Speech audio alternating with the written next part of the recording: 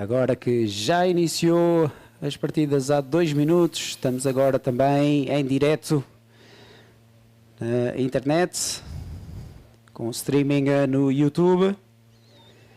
Portanto, mais uma vez, bem-vindos. Em nome do município de Aguiar da Beira, do Clube de Orientação Ori-Estarreja e da Federação Portuguesa de Orientação, damos as boas-vindas a este evento, este que é, como já dissemos, o evento de teste para o Campeonato do Mundo de Orientação de Júniores, que se irá realizar aqui em Aguiar da Beira entre 9 e 17 de julho de 2022. So, for those of you that are online and also here at the arena, welcome to Aguiar da Beira O Meeting 2022. On behalf of the municipality of Aguiar da Beira and Ori-Estarreja, and also the Portuguese Orienteering Federation, we are really happy to welcome you here to this ABOM 2022, the pre-G-Walk 2022 event. So this is like the test race for the Junior World Orienteering Championships that is going to be held from 9 to 17 July. Today, the long distance race here in Quinta das Lameiras. So the men have a 10.4 kilometers course, 20 control points, and the women have a 7.2 kilometers course with 17 controls. With you today, it's me, Bruno Nazário. I'm the speaker of this Aguiar da Beira O Meeting 2022, and we are in the Council of Aguiar da Beira. For those that are here for the first time, this is really a small paradise inland in Portugal. We are around about 40 kilometers from Viseu, 70 kilometers from Guarda, and about 165 kilometers from Porto Airport. So in a short travel, you can come inland into Portugal to this fantastic nature place that is Aguiar da Beira. Aguiar da Beira has been occupied for a lot of time since the prehistory times. There has been places here, people here in Aguiar da Beira County that is mainly a rural place that lives from agriculture and other complementary activities. So the main products here are the cheese that are really, really good, the apples from the highlands here in Aguiar da Beira, the chestnuts, and in the forest you can see on the image there that the forest is mainly pine tree, but in some places you also have chestnut forest, and the chestnut from here are really, really good. Also, another important activity here is the animal breeding. So the chicken farms in Aguiar da Beira are everywhere. So I can say that all of our orienteering maps, all of them have a chicken farm on it. Besides that, the county is also known by the third sector activities, like mainly the geriatric support. So there's a lot of elderly rest places here in Aguiar da Beira. To complement that, since 2014, when the first orienteering event was held here in the county, at the time, the Mediterranean Orienteering Championships in Orienteering was held here in 2014, and from that time on, orienteering has really grown in the county. Aguiar da Beira O Meeting has been held in 2017, 2019, and now 2022, but in the meantime, a lot of people are coming here for training camps. And this year, with the Junior World Orienteering Championships, more than 1,000 people have come into the county for orienteering training camps to prepare for this Junior World Orienteering Championships.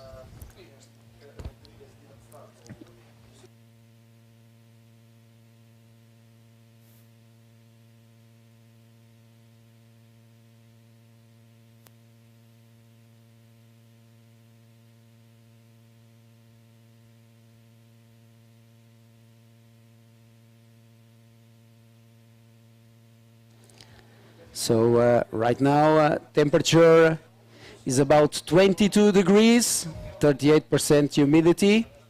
So it's really a nice sunny weather for this ABOM 2022. Temperature today can reach up to 30 degrees. Portanto, a temperatura neste momento à volta dos 22 graus e pode chegar até aos 30 graus durante o dia de hoje. Portanto, um tempo verdadeiramente verão, muito parecido com aquilo que os atletas irão encontrar durante o Campeonato do Mundo Júniores. Mais uma vez, meu nome é Bruno Nazário, speaker deste Aguiar da Beira Meeting, que se desenrola no Concelho de Aguiar da Beira, tal como o Campeonato do Mundo de Júniores. Para quem não conhece, pequeno paraíso, local muito aprazível, onde o contacto com a natureza é privilegiado. Aguiar da Beira situa-se a cerca de 40 km de Viseu, 70 km da Guarda e 165 km do Porto, e é ocupado desde a pré-história, desde essa altura que tem existido civilização aqui na região. E as civilizações pré-históricas deixaram um legado construído que nos permite uma viagem através da evolução histórica, da forma de viver e de cultura de um povo. Podem visitar o Dolmen de Carapito, que é considerado um monumento nacional, os sarcófagos e as sepulturas antropomórficas, os aglomerados do Calçolítico, como o Castro de São Pedro dos Matos, o Castro de Carapito ou o Castro das Abelhas. Tudo isto remonta ao tempo da pré-história. Aguiar da Beira, predominantemente um concelho rural que vive da agricultura, e é sobretudo esta a principal atividade económica, através da produção de queijo da serra, da maçã, da castanha, da batata. Também, como podem ver aqui na arena, os morangos a ser vendidos, morangos e mirtilos, duas produções também aqui do Concelho de Aguiar da Beira. E, obviamente, ao que se junta a criação de animais, sobretudo a criação de aves. Eu posso-vos dizer que nos muitos quilómetros quadrados de mapa que nós temos aqui em Aguiar da Beira, todos esses mapas, todos têm um aviário. Portanto, é realmente a principal cultura, a principal forma de subsistência aqui no concelho.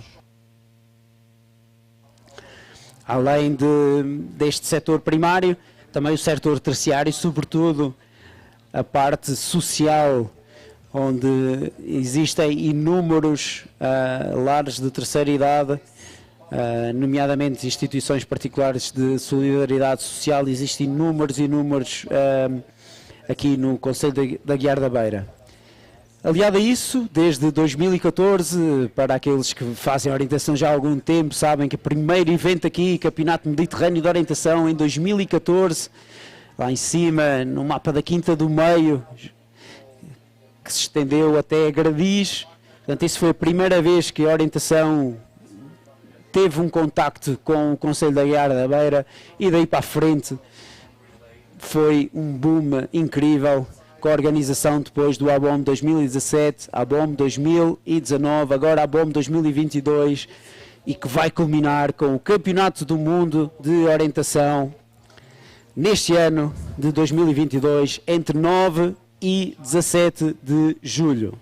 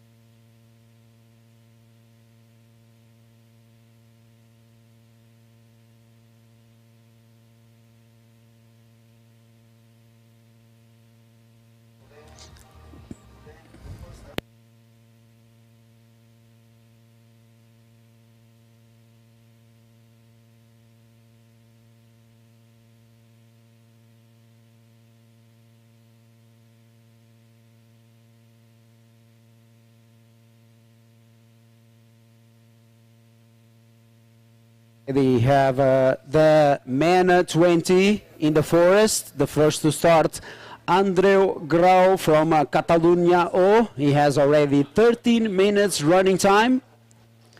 We already have 4 men 20 in the forest.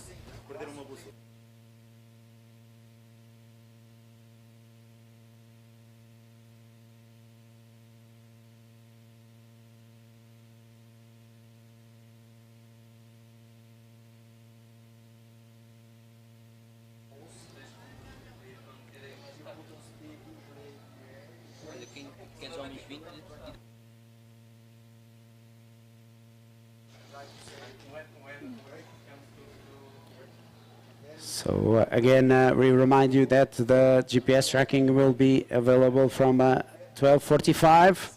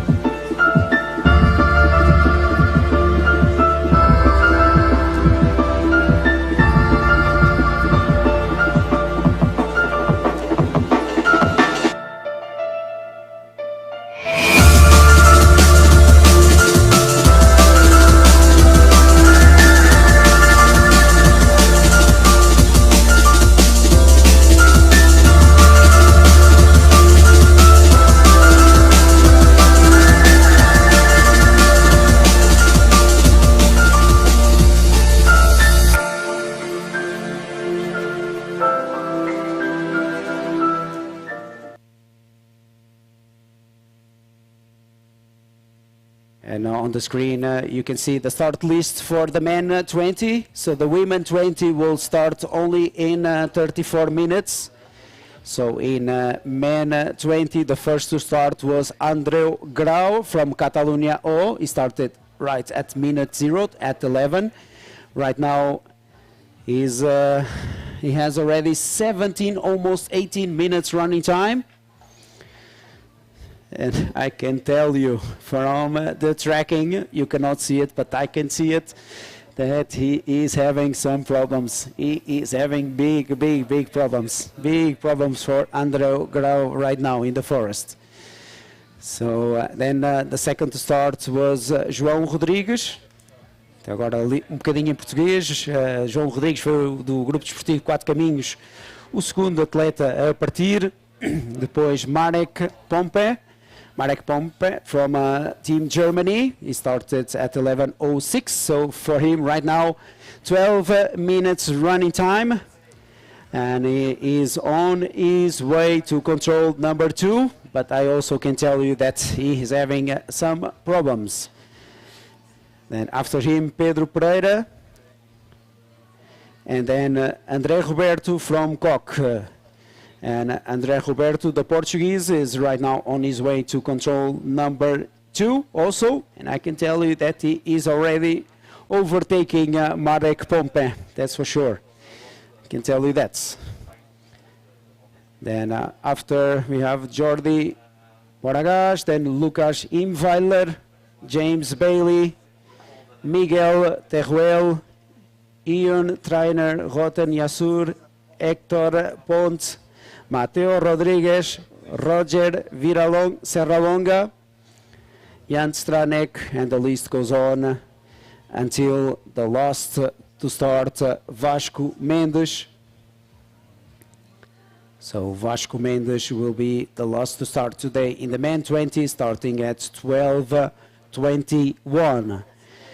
We are in the middle of the second official training camp for Jaywalk, so we had some timing trainings during this week, and I can tell you that the Israeli Peleg Mitzafon has run really well on Thursday. He was the fastest on the middle distance training in Barragem do Eiro.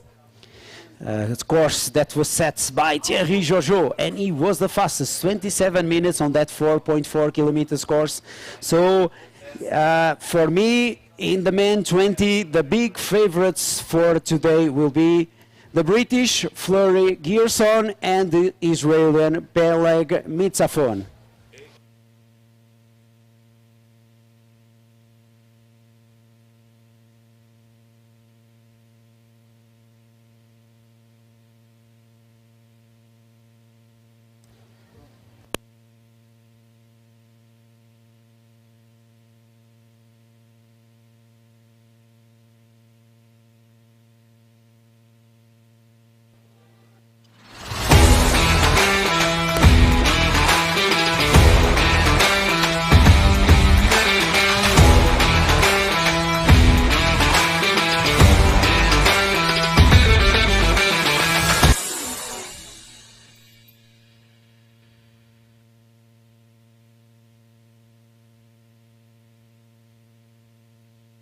E nas imagens a lista da partida para as Damas Elite.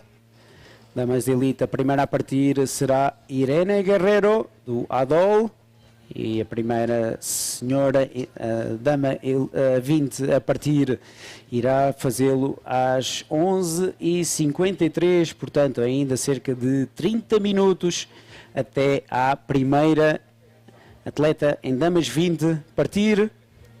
Pois a primeira atleta portuguesa a partir neste escalão será Ana Pacheco, ela que parte ao 12h01. Depois Inês Augusto, do .com.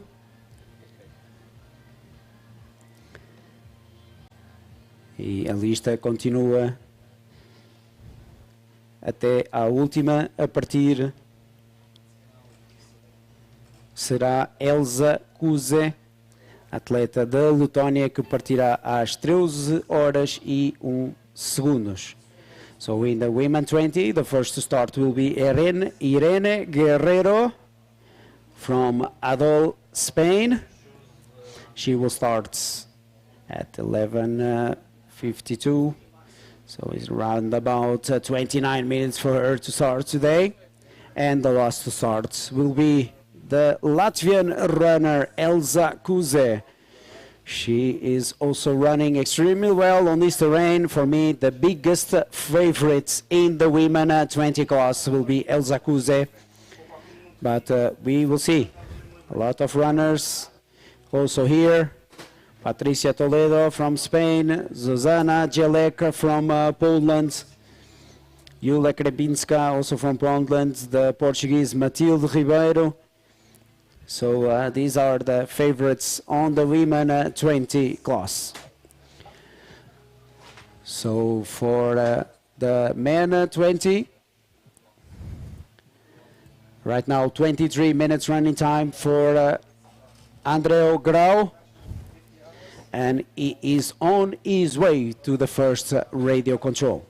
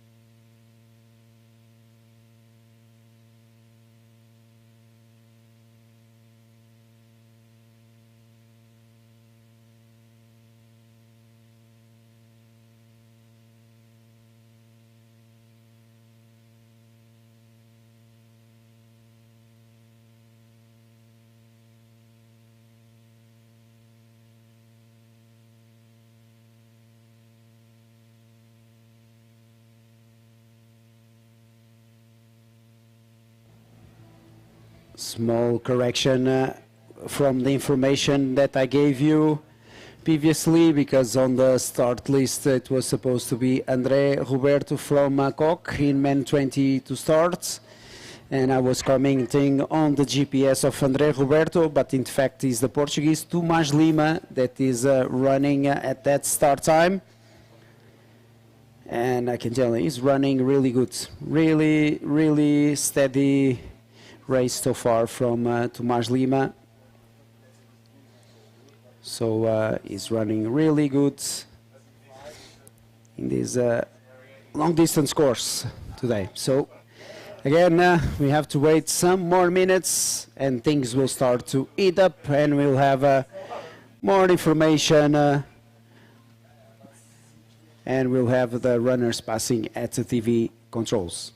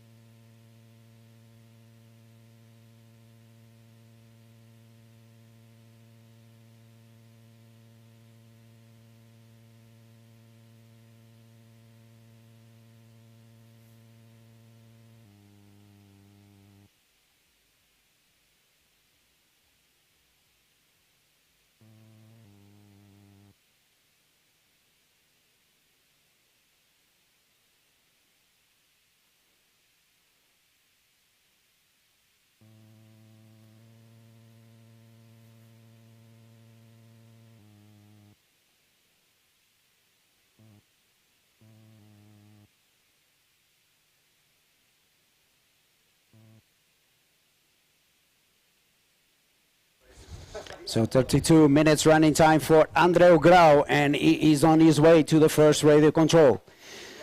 So one control left before he hits the radio control. Andreu Grau, the first man 20 out there in the forest. Então, 32 minutos de corrida já para Andreu Grau, atleta do Catalunha O, que está neste momento a caminho do primeiro ponto de rádio no escalão de homens 20. Este primeiro ponto de rádio a 5,8 km do percurso.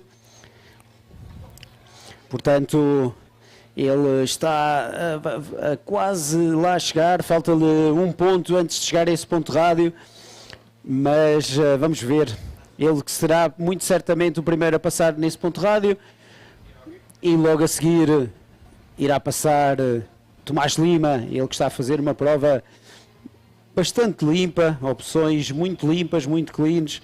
Ele será o segundo atleta a passar então nesse ponto de rádio.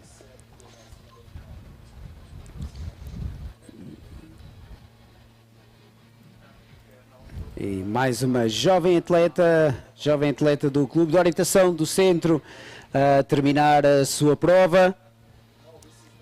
Maria Oliveira, em Damas 12. Ela termina com um tempo na casa dos 33 minutos. Portanto, primeira posição para a jovem atleta do Clube de Orientação do Centro no escalão de Damas 12. André Grau quase a chegar então ao primeiro ponto de rádio. Teremos então informação do escalão de homens 20.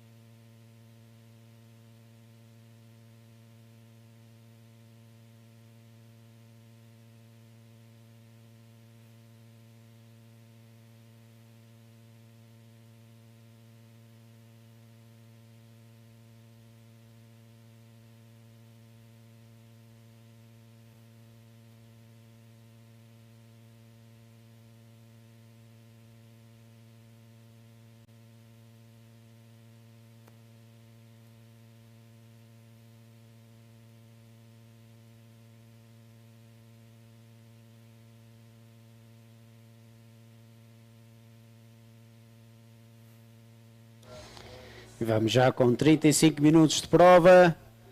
Até agora, apenas atletas dos escalões de formação a terminarem as suas provas. Já terminaram dois atletas espanhóis, Moisés Canada, Vítor Domingues e também a portuguesa Maria Oliveira. Os três atletas que já concluíram a primeira etapa da edição de 2022 do Aguiar da Beira ao Meeting.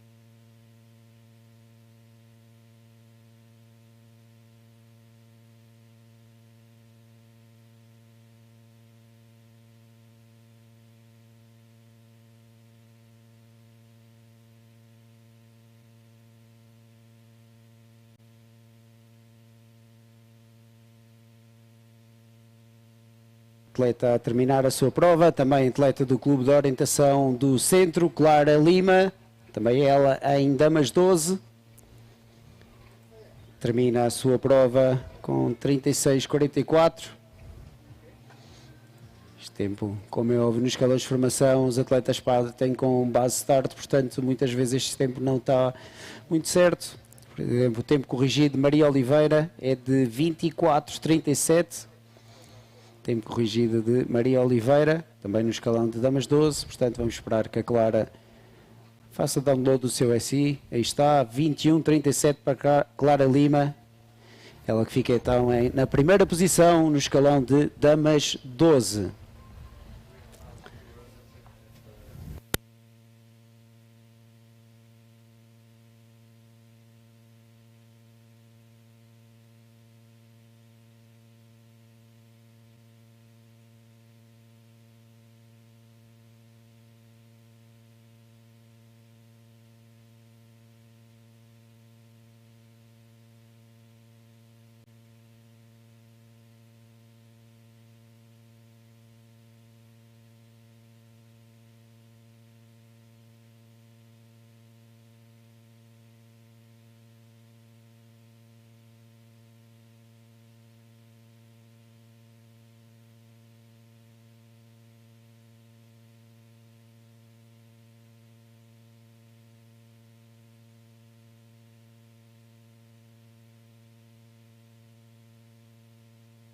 Mais uma atleta prestes a terminar a sua prova.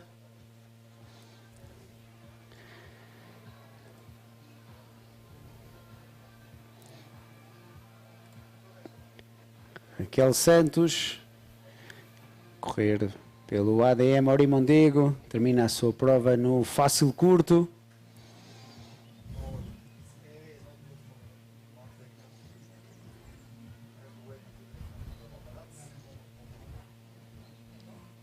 Logo seguida de Bárbara Maia, individual, que também termina em fácil curto. Portanto, duas atletas dos escalões abertos a terminarem as suas provas.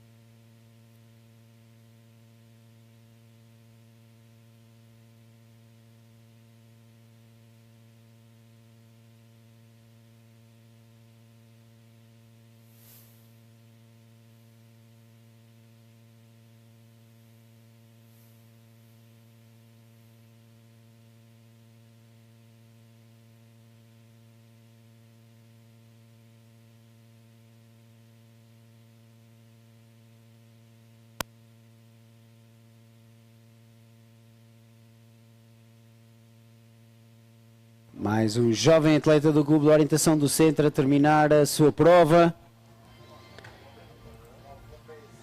David Marques em Homens 12.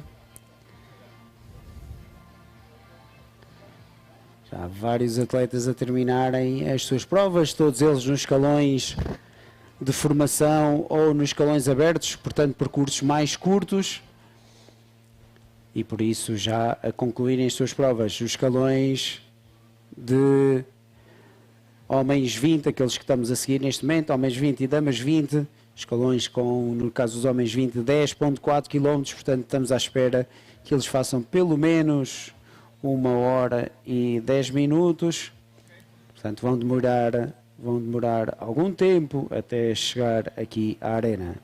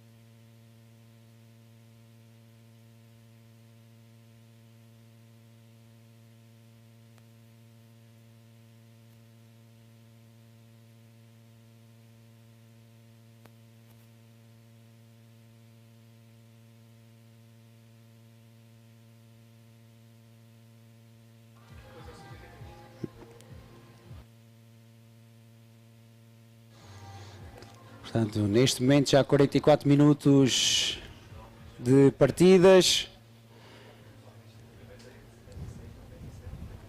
So right now already 44 minutes into the start list. We will show some pictures here from the TV control in the men and women course. So in the images you can find here the images from the TV control in the men and women classes, men and women 20 and men and women elite. So this is the overview of the area, really beautiful rocky area here. Runnability here is really good on this part. Really nice open forest with the big boulders and the big cliffs, so easy navigation on this part of the forest towards the end of the race of the athletes.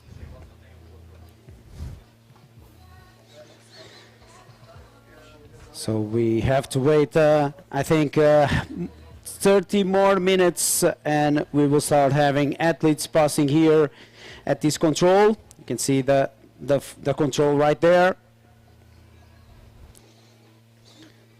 So you can see the control right there. So this is the TV control on the men and women's course. And 30 more minutes we will have the runners passing here at this control and then to the finish.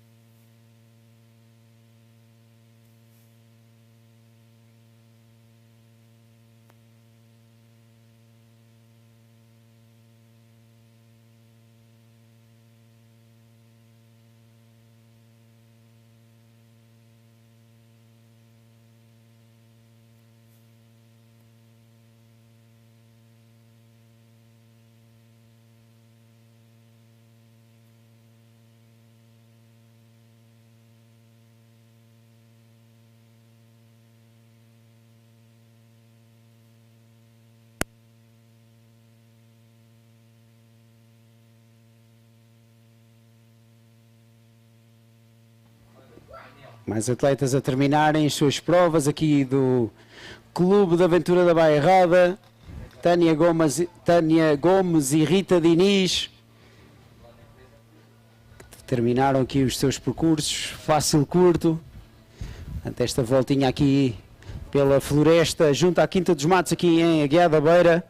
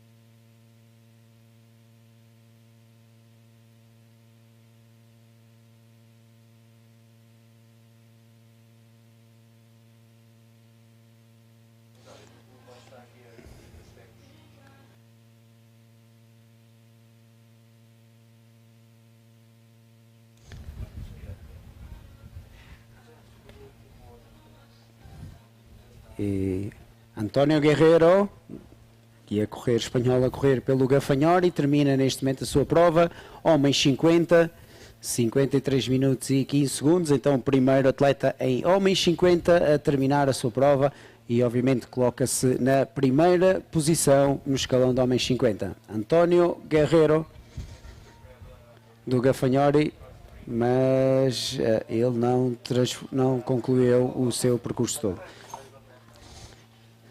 Entretanto, no escalão 20, barra escalão elite, o líder neste momento é Tomás Lima. O Tomás, que neste momento já vai a caminho do seu ponto número 11. Lembramos que o percurso dos homens 20 barra homens elite, 20 pontos de controlo, 10.4 km de percurso.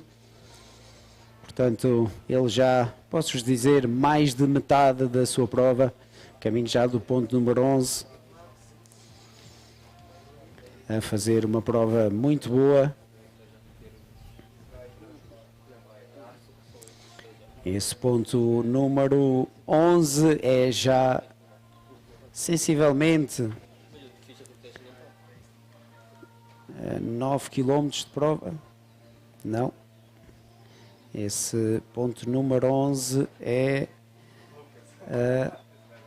5.8 km de prova.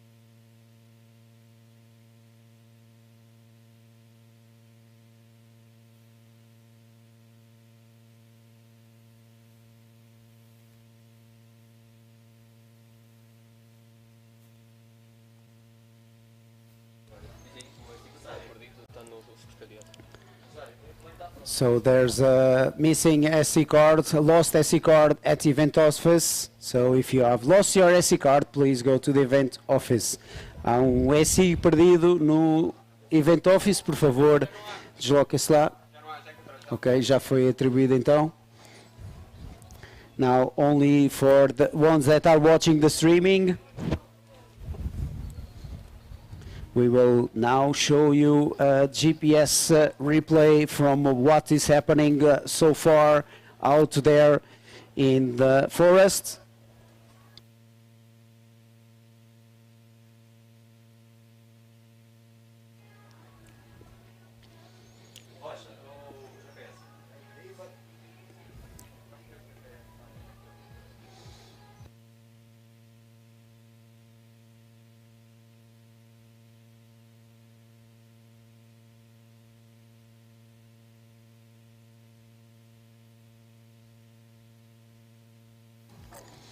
So for you at home, you can see some small replay from what is happening so far out there in the forest.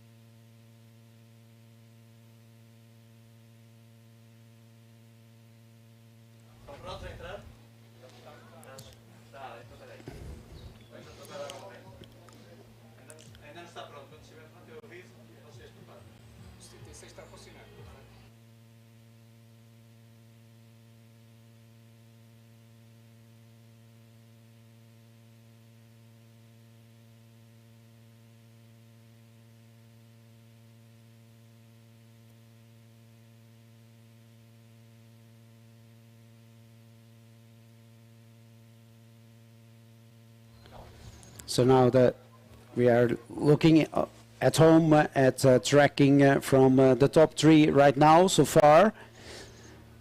Tomás Lima, Lucas Imweiler and James Bailey. This is the top three right now in the men course.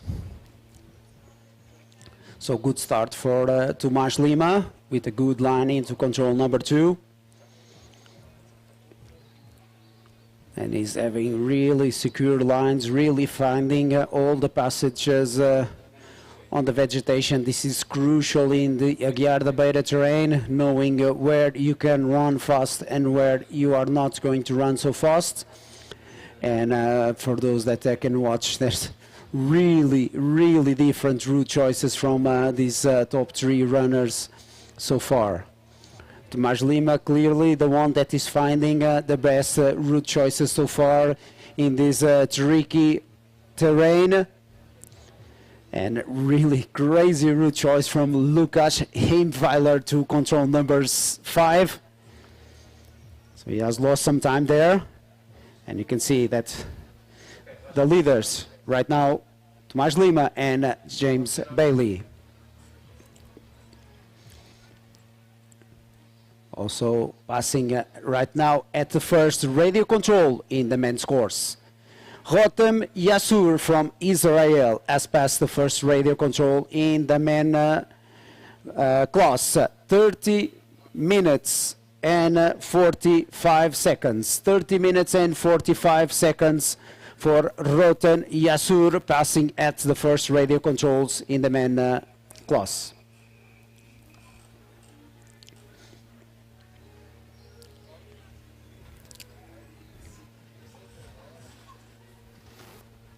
So you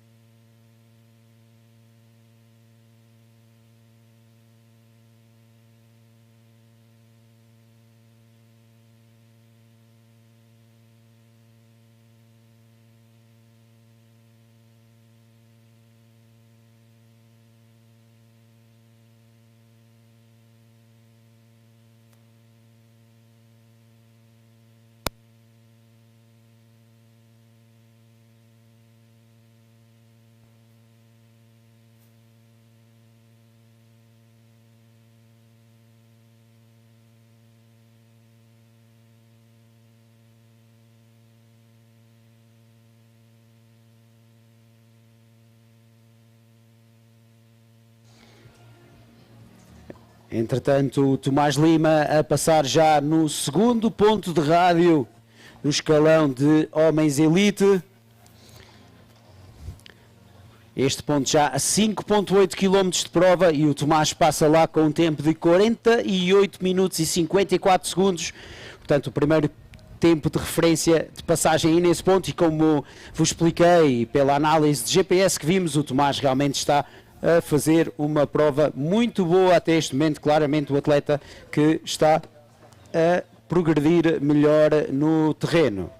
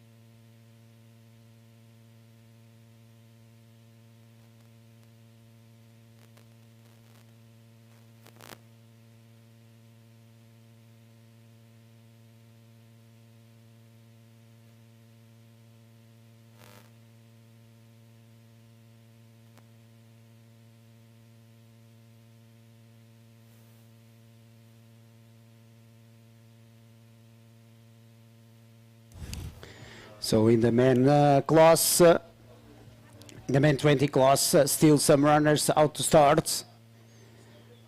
The last to start will be Vasco Mendes, and like I told you, maybe the two biggest favorites in the men 20 will be Fleury Gearson from a British show team and the Israeli Peleg Mitzafon. Peleg will start in round about 8 minutes time. So then we'll have all of these runners out there in the forest, and like we said,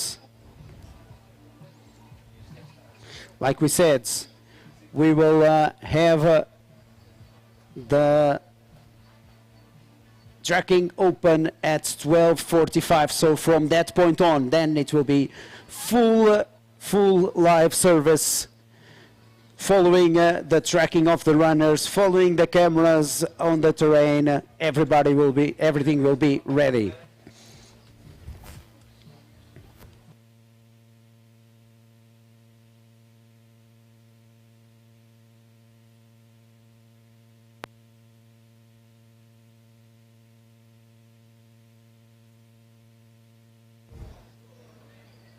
So continue here, for those that you are following online, another replay here from what's happening in the terrain with the really different route choices to this control number 11 from James Bailey and Tomás Lima.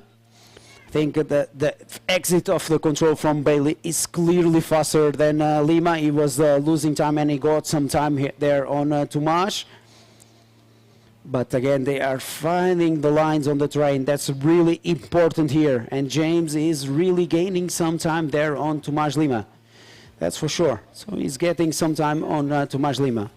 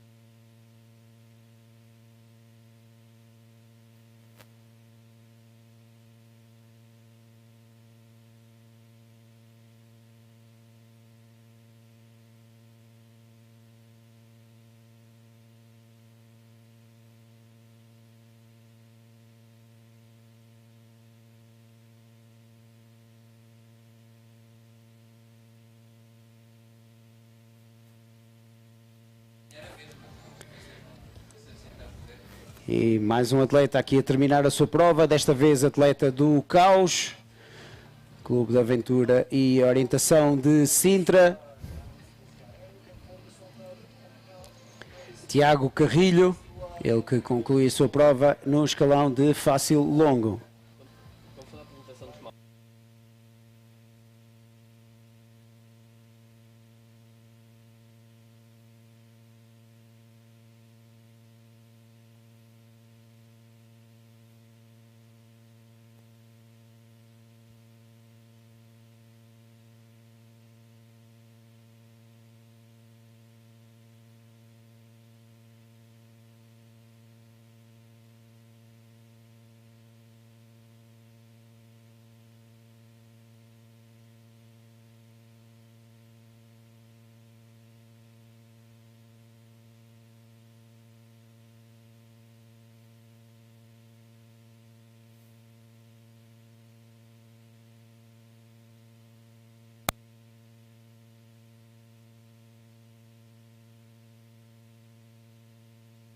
This is the image from the TV control, and in a few minutes Tomás Lima will be there. In a few minutes Tomás Lima will be there, that's for sure.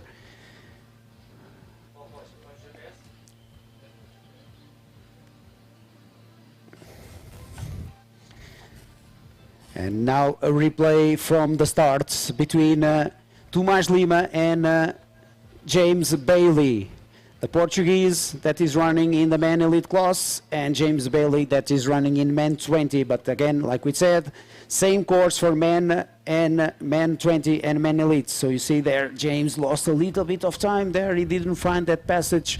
So maybe more than 1 minute mistake there to control number 2. And he's really fighting again here, missing the passage on the green again and losing some more time to control number 4. Then Tomasz finding a really nice line into control number 5. He gets a lot of time on James Bailey to this control number 5.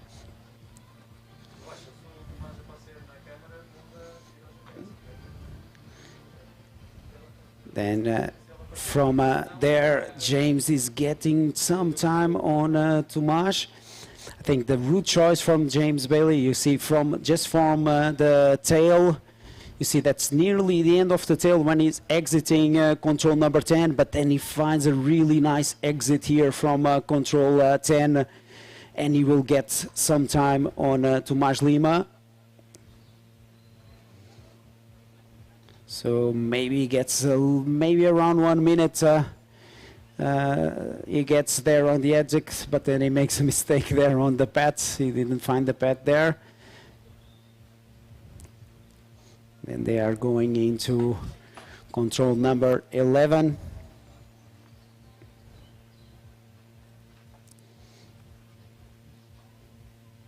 But James lost some time there on the near the control, so he still haven't found control number 11. You see now the tail of the GPS is live.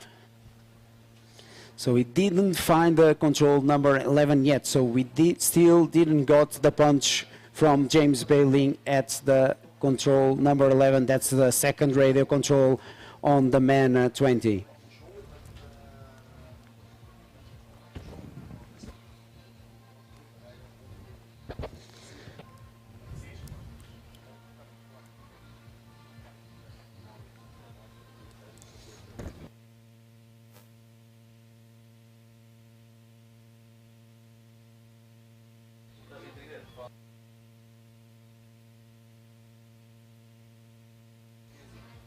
So now James has found the control. So he made like 1 minute mistake there to control number 11. So he was doing a really good exit from the control, but then he was losing time on the mid of the leg and close to the control a lot of time there. So he's losing more and more time to Tomasz Lima.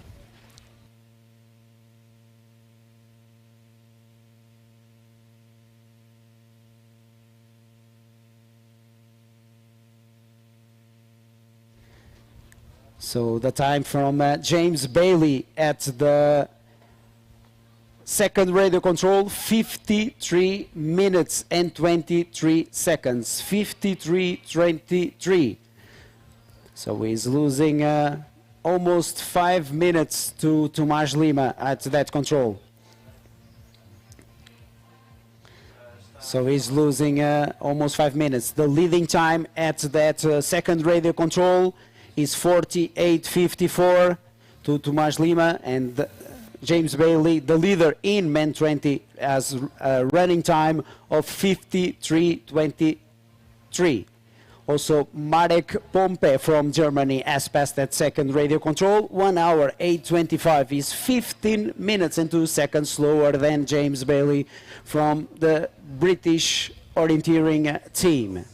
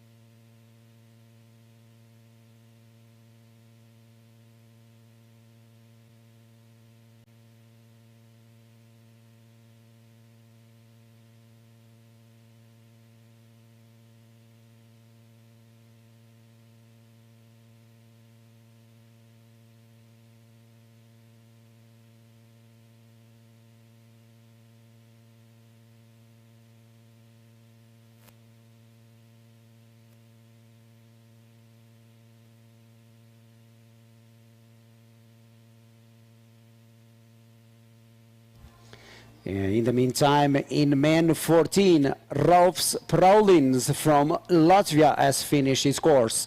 28-14, 28-14. So leading time in men 14 for Ralphs Praulins.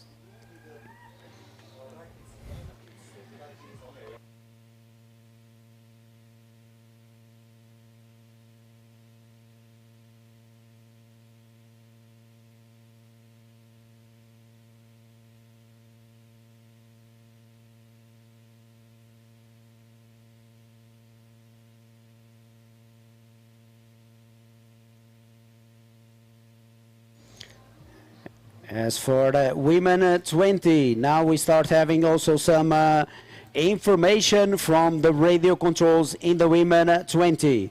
Because Nerea Gonçalves from Toledo, Spain has passed the first radio control in the women's course.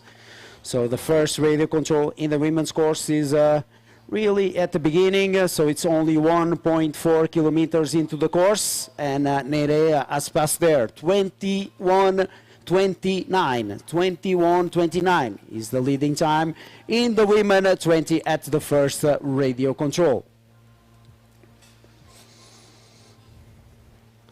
So those of you at home, you can already see the tracking here. And James Bailing, so it's round about more than 5 minutes gap, and Tomasz still finding really good lines in the terrain.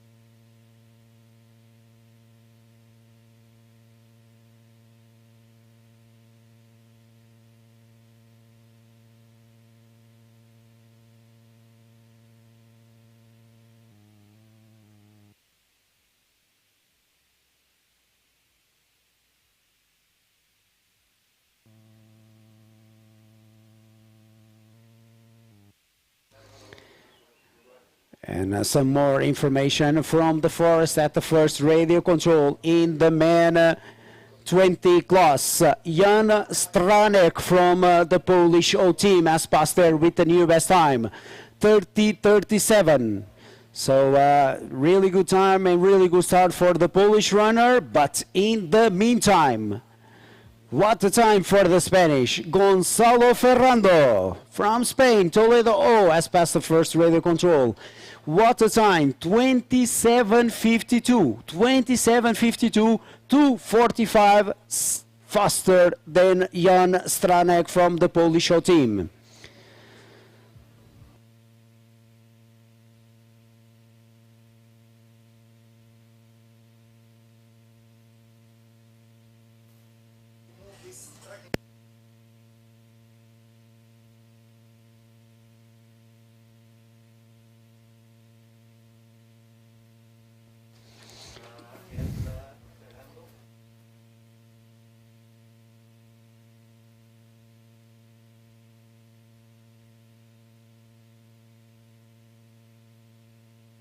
So good start for Gonzalo Ferrando. Again, this first radio control in the men class it's at 2.7 kilometers into the course. We didn't got the punch at those at that control from the first to start, but now we are having an information. So he passed there with 27:52. That in our trackings is the best, but now live you can see the replay between Gonzalo Ferrando, James Bailey, and Tomasz Lima.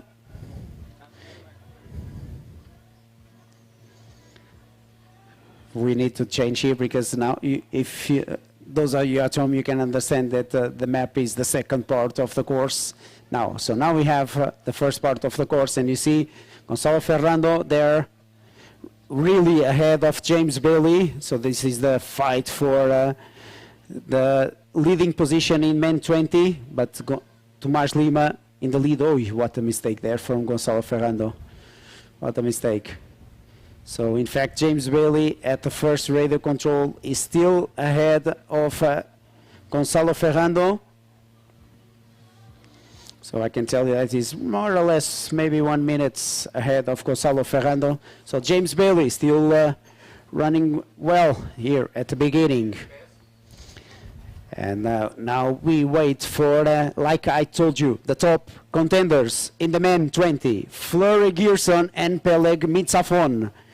Those are the top favorites in the men 20. Fleury, the first to start, 11 minutes running time ran out for him. So 16 minutes, and I think that he will be at the first radio control in the men's course. As for the women's course, we have another girl passing at the first radio control. Irene Guerrero from Adol, Spain, has passed at first radio control, 26:28. So she's 4:59 slower than Nerea Gonçalves. And Fleury Gerson seems to be running really well. From the tracking, seems to be having a really good line. But the Israeli Mitsafon is now doing a mistake, big mistake there. And he realizing now he's coming back, but for sure he's lost more than 1 minute on this mistake, that's for sure. More news, this time on the women's course. Sofia Slonska from the Polish O team, new leader at the first radio control. 19 minutes and 16 seconds. 2 minutes and 13 seconds faster than Nerea Gonçalves from Toledo O. So Sofia Slonska from Poland, the new leader at the first radio control in the women's course. So, like we told you, and not to be repetitive, the men 20 and the women 20, and the men elites and the women elites. So the 20 and the elite classes, they have the same courses. So men 20, men elite, one course, 10.4 kilometers, 20 control points. Women 20, women elite, 7.2 kilometers with 17 control points. And now we have the starts of the men and women 20, and after we finish this, then we will move on to the men and women elites. In the men elite, the last to start today will be the steel junior, Ilian Angeli from Italy. He's the most prepared runner for this year's Junior World Orienteering Championships. He's been here for training camps for 6 times now, so he's been here training for some time.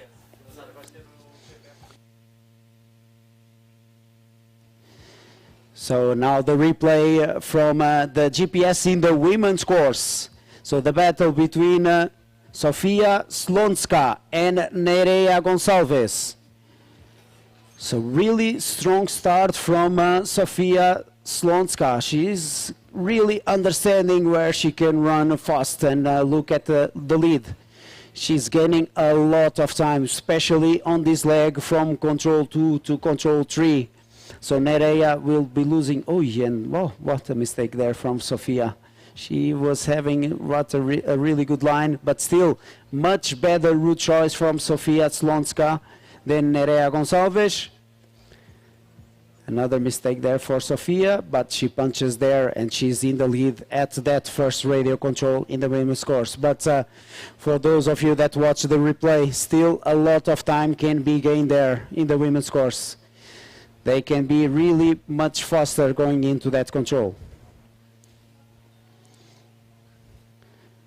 The men's course, one more runner passing at the first radio control, Gonzalo Zorrilla from Spain, passing at the first radio control, 4th position for him, 5th position for him, 31:19.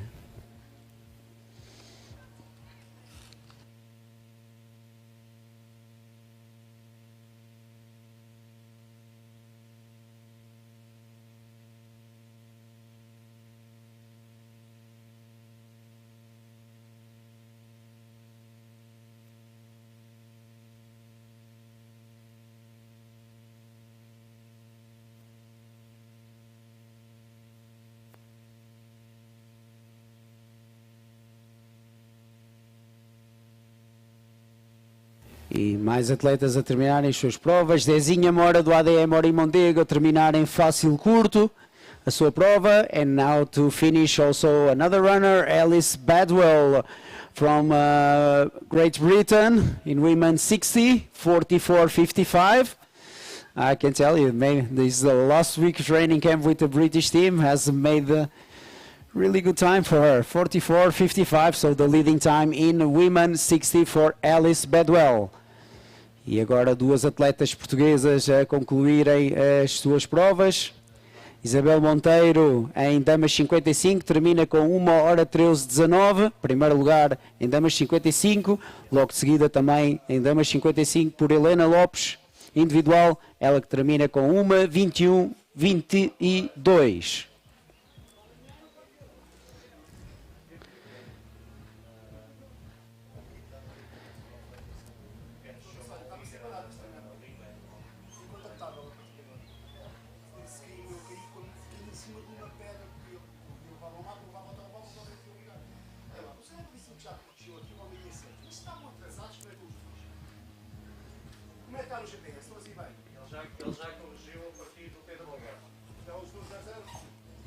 Olha,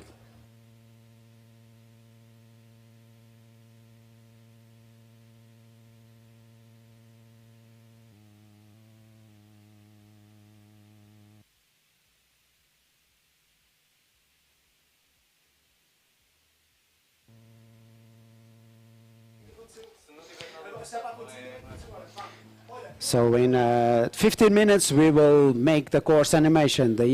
Daqui a 15 minutos vamos fazer a animação dos percursos, vamos abrir tudo aqui na arena, portanto vão poder continuar a assistir à prova e a seguir a prova aqui na arena.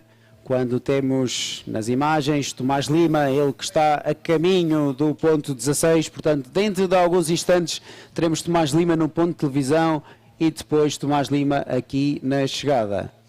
Entretanto, mais atletas concluíram as suas provas. Assunção Almeida em damas 55 termina na segunda posição, 1h17:54. Ela que fica sensivelmente 4 minutos do tempo de Isabel Monteiro. Termina também Catarina Mendes e Cristiana Mendes do ADM Ori-Mondego, damas 10. As pequeninas do ADM Ori-Mondego a terminarem as suas provas.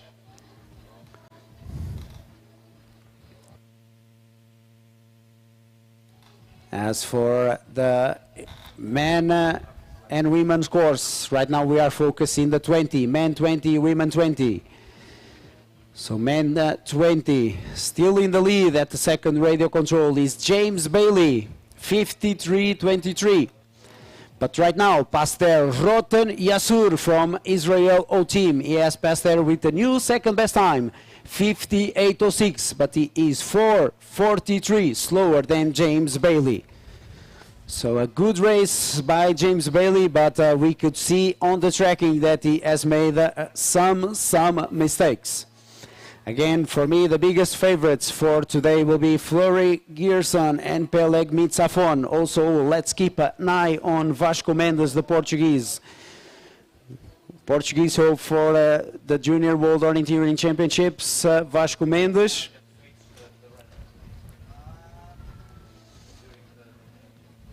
So he's already losing some time onto Mitzafon.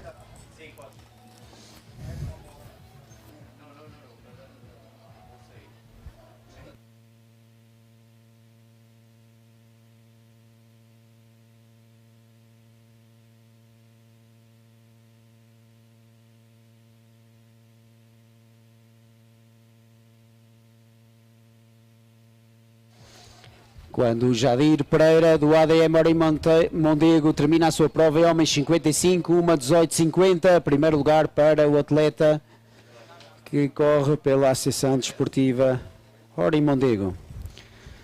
Now on the women's, so now on the image you see the different route choices from Gonzalo Ferrando. Is the first one to take the route choice on the south side. It's going to be so good to analyze this course. There's so many route choice possibilities on this leg. But now on the women's side, we have a new leader at the first radio control. Mia Roller at the first radio control is the new lead. So 17:41 for Mia Roller from the British O team. She is 1 minute and 35 seconds faster than Sofia Slonska. So it will be interesting to analyze this start from these top 3 runners.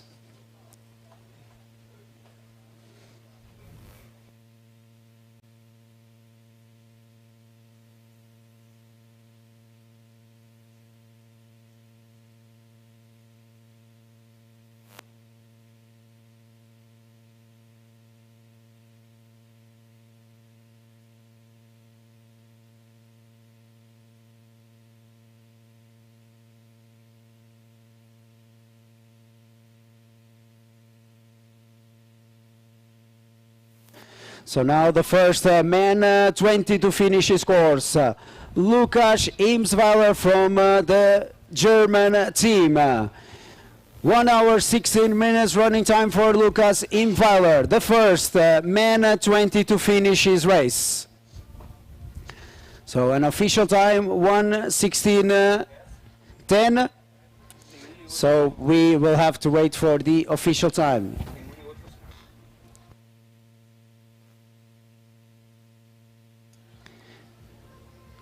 So now the replay for the top 3, for the top 2, Sofia Slonska and Mia Roller. So you see that the start from Mia Roller is not so optimal. She at control 2, she was losing time to Sofia Slonska, but a really good. She didn't have the optimal route choice, but the execution was much better than Sofia Slonska. And she got control number 3 quite well. And right now at control number 4, that's the first radio control in the women's course. She is in the lead, so she's 1:35 faster than Sofia Slonska. As for the men 20, now a new leader in the men 20. At the first radio control. E agora, novo líder no primeiro ponto de rádio no escalão de homens 20. Pablo Ferrando, Toledo. So, Pablo Ferrando, Toledo O is the new leader at the first radio control.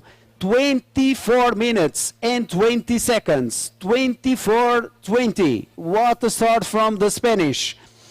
Really good start from the Spanish. And he has overtaken his Spanish teammate Gustav Viren, that is now the second best. So Pablo Ferrando, 24:20. Compared with Gonzalo Ferrando, is 3:22 faster.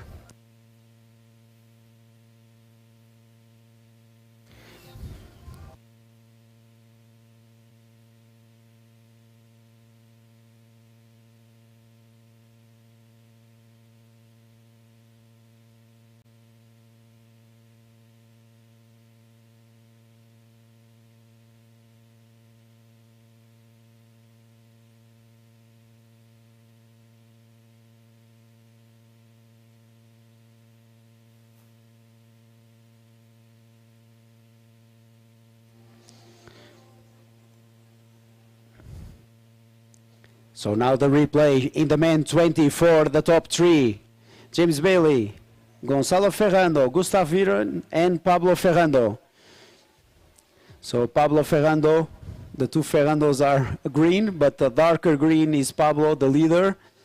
So you see that from the start he's getting good lines on the terrain right there.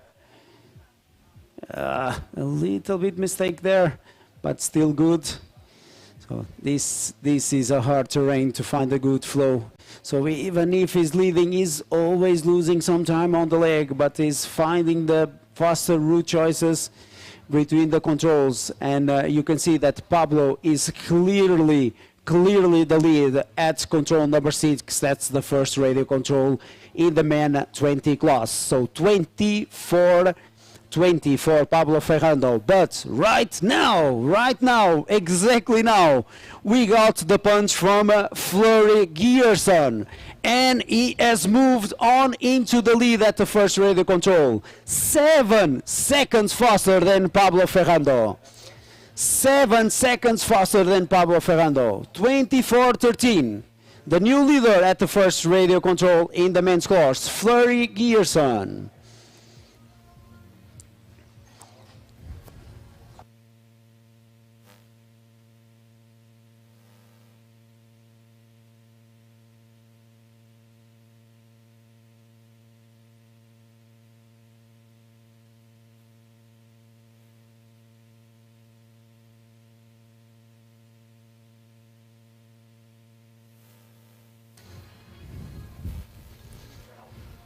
So now the replay between Gierson and Ferrando. Again, at control 6, only 7 seconds separating these two runners. Oh, what a nice line. Ferrando really taking time there on Gierson to control number 2. Then Gierson is bouncing back. I think that he will get time. Yeah, he passes there and gets time there to control number 4, but still Ferrando there in the lead. Then totally different route choices here for control number 5. Really different route choices here to control number 5. And Gierson now running really fast there and is now in the lead at control number 5 and also at the leads at control number 6, the first radio control in the men 20 class. As for the women, also new best time at the first radio control. Anna Sudol from the Polish team is now in the lead. 15:49 for Anna Sudol from the Polish team. 1:52 seconds faster than Mia Roller from Great Britain. So the new leader at the first radio control in the women 20, Anna Sudol. 15:49.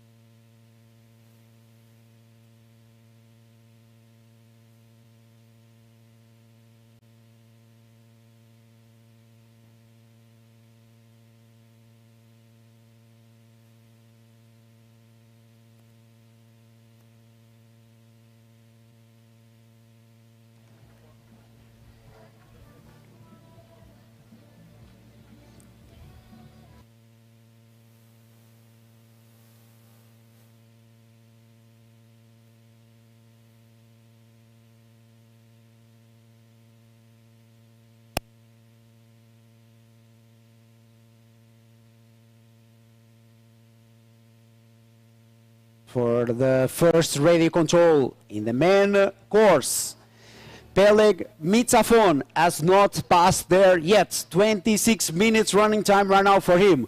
So he will not beat the time of Fleury Gierson, that's for sure. But who beat the time? Matthew Gooch from Great Britain. What a time! 20:47 for the first radio control for Matthew Gush. 3 minutes and 26 seconds faster than Fleury Gierson. What a start of a race for Matthew Gush. What a start. 20:47, 3 minutes and 26 seconds faster than Fleury Gierson. At the finish, Luísa Mateus acabou de terminar a sua prova em damas 60, segundo lugar com 1:10:31. E também Francisco Coelho a terminar a sua prova em homens 75, 1:31:32. Novo líder aqui no escalão de homens 75.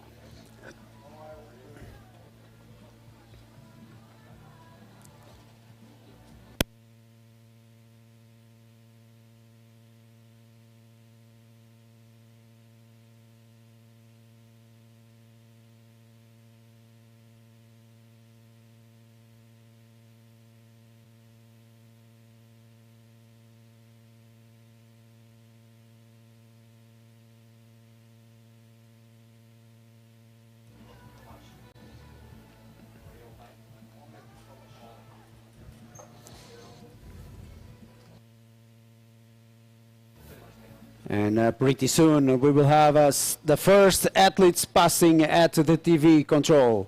E dentro de poucos instantes iremos então o primeiro atleta a passar no ponto de TV, Tomás Lima, ele que está prestes a terminar a sua prova. Tomás Lima com já quase 1:31. 1:31 minutos, 1:31 de prova para Tomás Lima. Aí está, aí temos a imagem então de Tomás Lima, atleta do Clube de Orientação do Centro, aqui a picar o ponto de televisão. Portanto, vai passar neste de ponto de TV. Aí está ele. Ali hesitar um bocadinho, chegar ao ponto de televisão e a picar ali neste momento Tomás Lima, 1:31:55, 1:31:55, 1:31:55, então tempo de liderança no escalão de homens elite, 1:31:55 no ponto de televisão, Tomás Lima.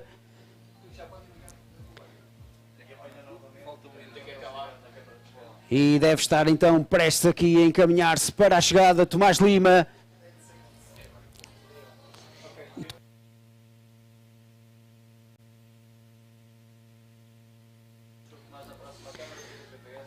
Então Tomás Lima, podem ver aqui nas imagens de GPS, aqui com uma linha bastante boa, a caminho do último ponto, e aí está ele, Tomás Lima, atleta do Clube de Orientação do Centro, a terminar a sua prova, primeiro atleta que vai concluir a prova, 1:32, quase 1:33 minutos de prova para Tomás Lima, primeiro atleta no escalão elite a terminar a sua prova, 1:32:59, tempo de liderança para Tomás Lima, atleta do Clube de Orientação do Centro.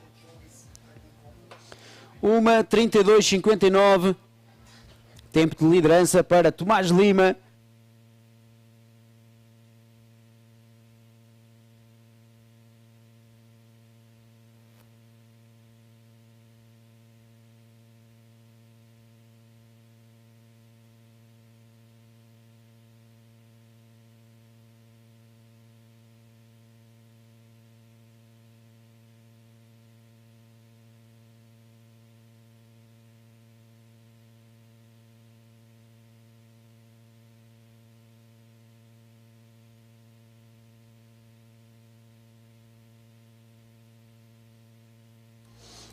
E agora um replay aqui de Tomás Lima desde o início. Ali uma boa linha, caminho do ponto número 2. Sempre difícil às vezes encontrar as passagens na vegetação.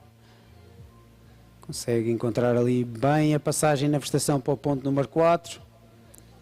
Depois esta opção a vir por sul a partir para o ponto número 5. Talvez a opção a ir por norte um pouco mais rápida do que esta opção a vir por sul. E depois aqui o Tomás sai pela estrada, tudo à volta. Ele perde um bocadinho de tempo ali naquela saída para o James Bailey, mas depois aqui toda esta parte da pernada bastante rápida. Depois encontrar outra vez ali bem a passagem na vegetação.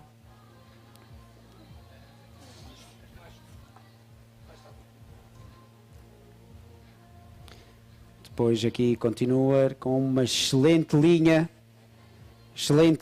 para o ponto número 13.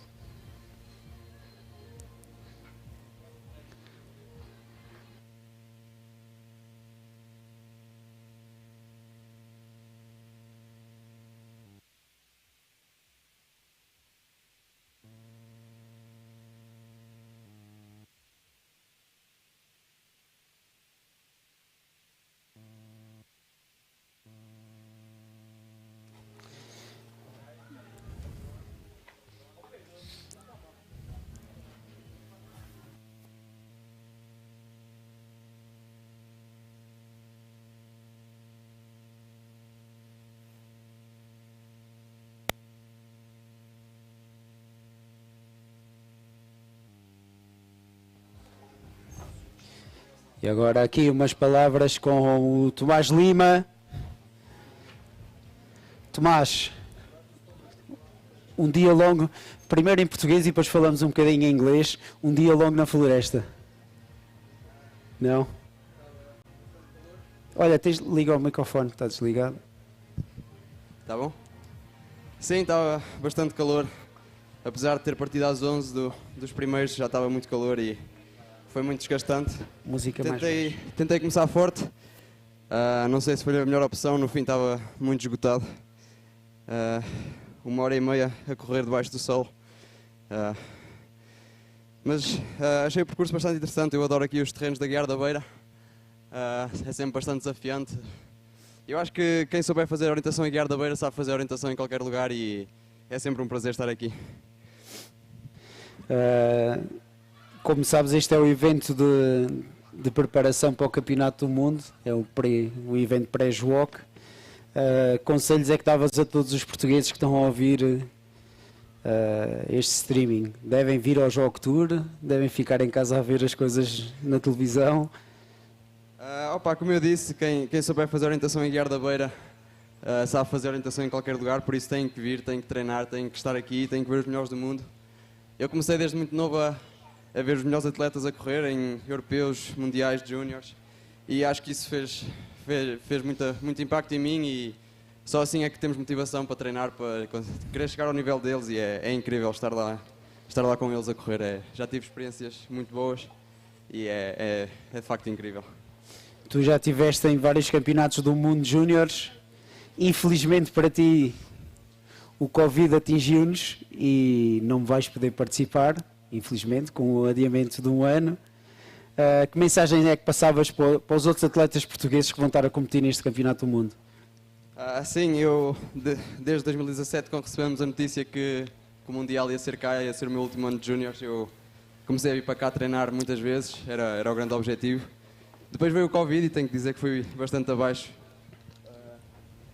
Deixei de treinar durante algum tempo, foi bastante mau, mas acho que agora quem tem a oportunidade tem que estar aqui, tem que treinar, tem que pelo menos honrar aqueles que não conseguiram, que não vão poder estar e tem que nos representar da melhor maneira.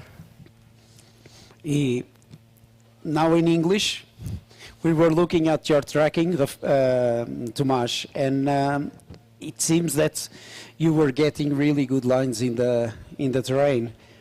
Compared with all the other juniors, you are clearly faster.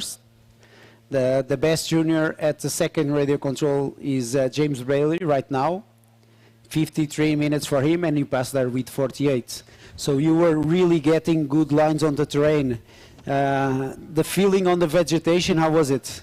Was it easy to find the lines between the controls? Yeah, I think in this kind of terrain you have to really look for the gaps between the greens and really go there because you can't pass in the other places, so really try to get there clearly. I crossed a green area here in the middle of the map, like I passed on that white passage 3 times, and first time getting out of there I went in the green, so I lost maybe 1 minute, but then the other 2 times I went pretty straight there and it was much faster, so you really must be careful on those small narrow passage, and yeah, go there really confident. And then going to 16, I got stuck in the green, and it was really not the best feeling ever. So yeah, I think I was tired and start looking less at the map. You really must keep focus all the time.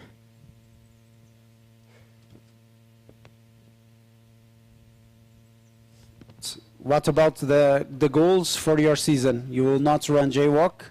You are 1 year older. So what is the main goal for your 2022 season? I already passed one of my goals, which was Tiomila. I ran Langenatten, and I have to say it was maybe the best experience of my life. It was amazing to run in a big group, like leading the train with 30 athletes looking back and everyone is following you. It was best experience ever, and to be honest, I think that really helped me today because since COVID I wasn't feeling so secure on this kind of terrain, and after Tiomila I really enjoyed this race because I did all I wanted, so it was really good. And from now on, I will focus on world champs in Denmark, and then, if I can, also European champs in Estonia. Okay, big congratulations, Tomasz. You are in the lead. Let's see if you are going to be the fastest today. Yeah, let's see. It was tough. Thank you.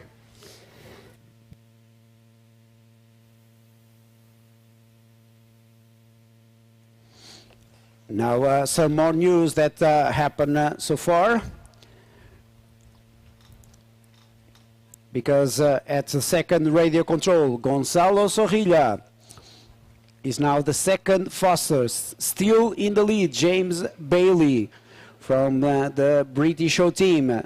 53.23 for him passing there. So it's still the leading time for James Bailey. And then the second best, Gonçalo Zorrilla, 56.51. So 3.28 slower than James Bailey. As for the women's course, at the second radio control, Mia Roller has passed there.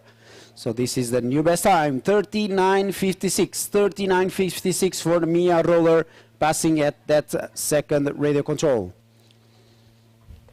So in the pictures, you saw the replay with a really, really good race from Matthew Gush from British O team. So Matthew Gush is the leader at the first radio control. Now that all the runners are passed there. So in the first radio control, in the men's course, the leader, Matthew Gush from the British O team, 20.47.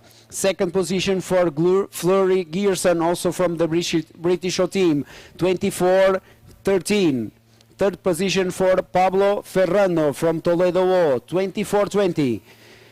And then fourth position for the Portuguese, Vasco Mendes, 24.54. And fifth position for Peleg Mitsafon with 26.44. And now we focus on the TV control for the men 20 course, because pretty soon James Bailey will go there.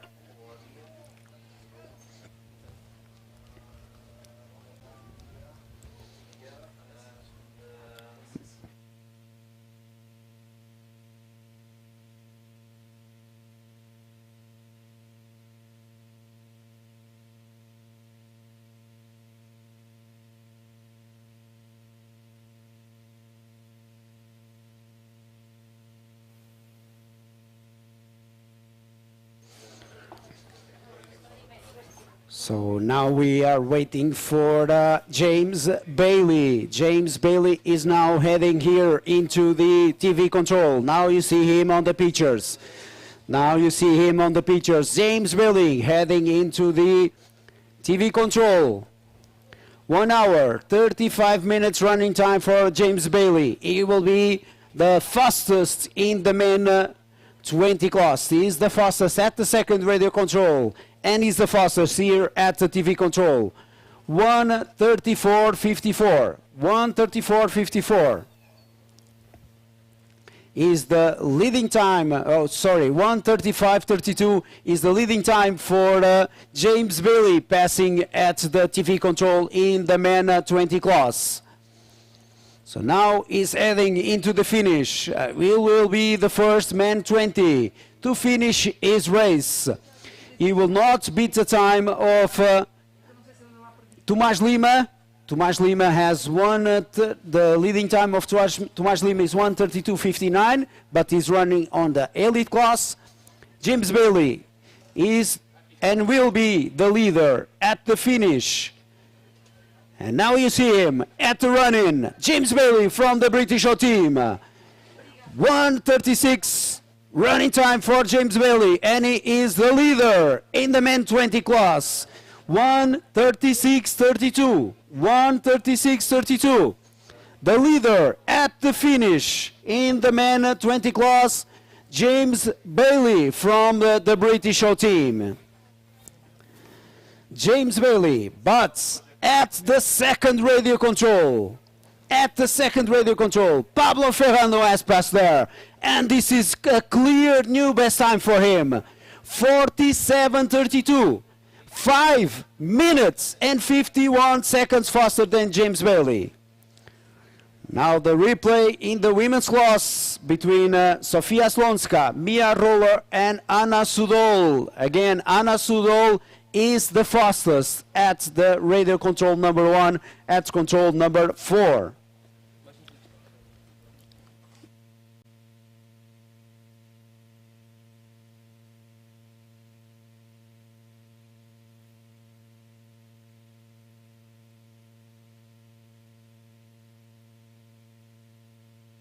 So Pablo Ferrando running really good, 47:32.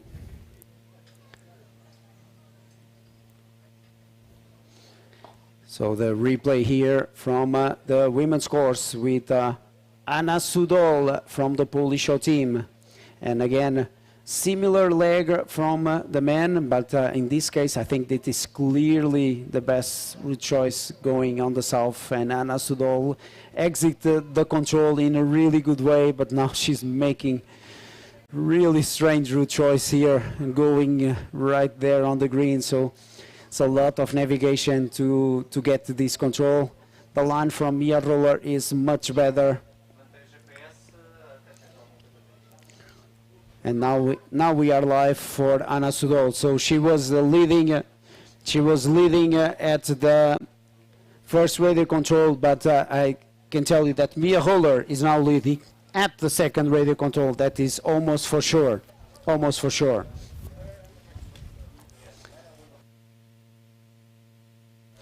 Primeiro.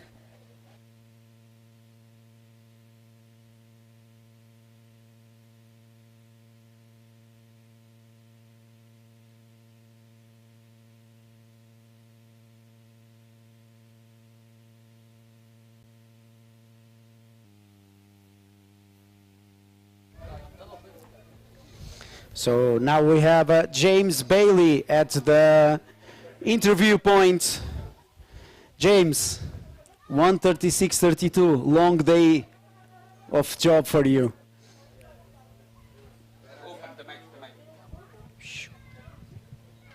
Yeah, it was a very long race. Lots of route choice, lots of running around paths, and lots of taking in water.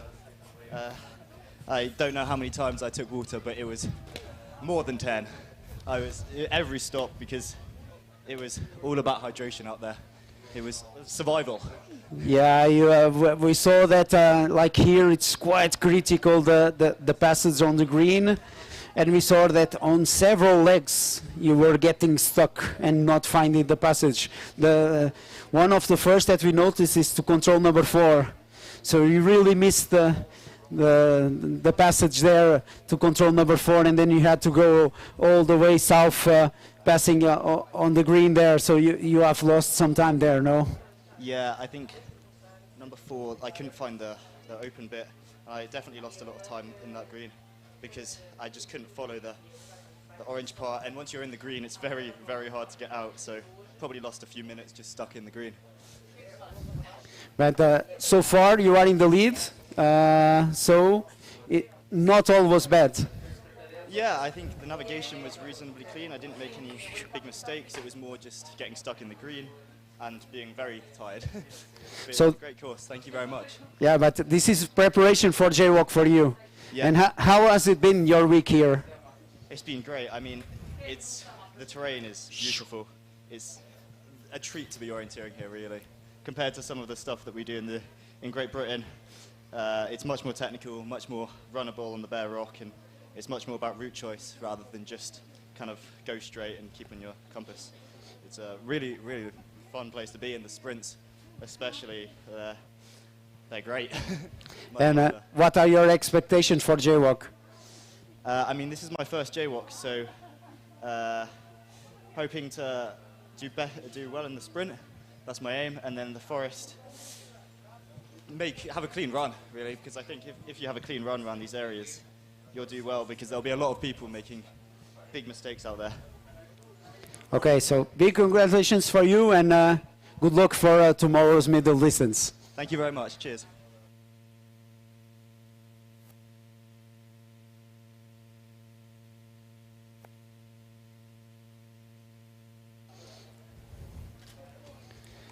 Quando mais atletas a terminarem as suas provas, neste momento Joaquim Sousa, homens 50, termina, primeira posição, 1 hora, 3 minutos e 10 segundos. And in the meantime, we are going to see on the TV control, Marek Pompe from Germany. Marek Pompe from Germany is approaching the TV control. So right now he's going to come into position number 2, but is a bit for more than 20 minutes from the leading time of James Bailey. In the meantime, some updates from the forest, because at the second radio control, also from Great Britain, Matthew Gush has passed there. 42 minutes and 30 seconds. So he is 5 minutes and 2 seconds faster than Pablo Ferrando, and he is 10 minutes and 53 seconds faster than the leading time of James Bailey here at the finish. So Matthew Gush is running extremely well, more than 10 minutes faster than the current leader at the finish, James Bailey. That's for sure.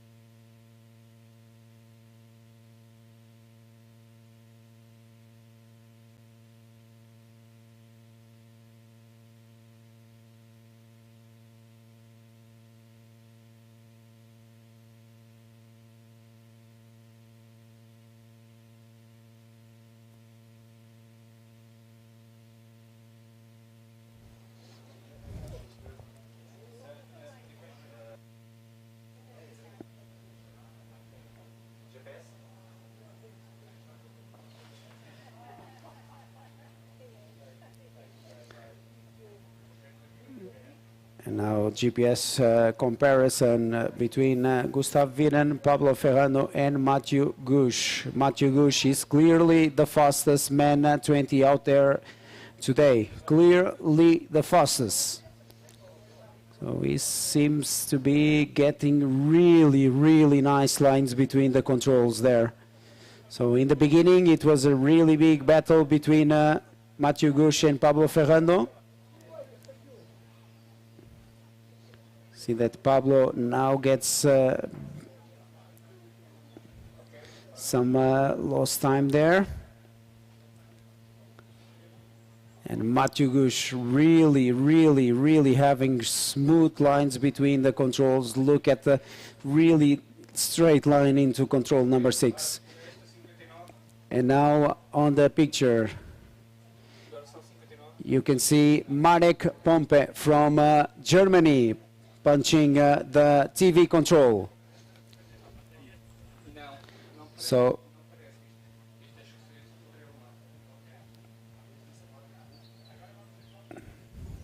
Marek Pompe from Germany is about to punch the TV control. Yeah, now we have it. Now we had it.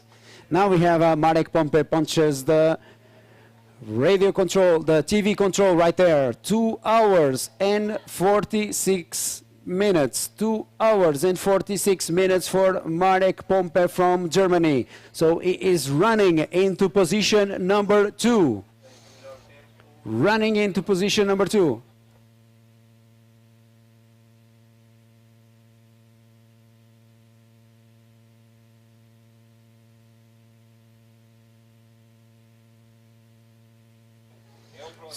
So Marek Pompe is now coming into the finish. Marek Pompe now coming into the finish. So I can see him punching the last control now into the finish. This will be second place for Marek Pompe. Second place for Marek Pompe right there. 2 hours 1 minute and 51 seconds for Marek Pompa. So this is position number 2 for him, but he is really late. 25 minutes and 19 seconds slower than James Bailey. I think that in the meantime we will start waiting for some of the other runners who come here into the TV control. For me, the next big name will be Gonçalo Ferrando.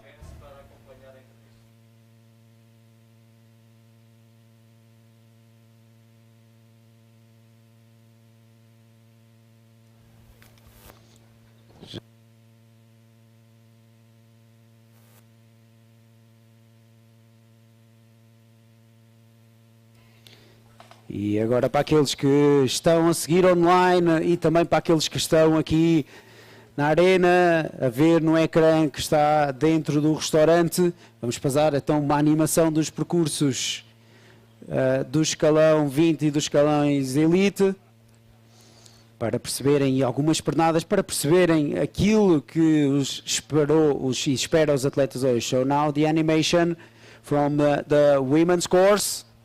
7.2 kilometers course in the women.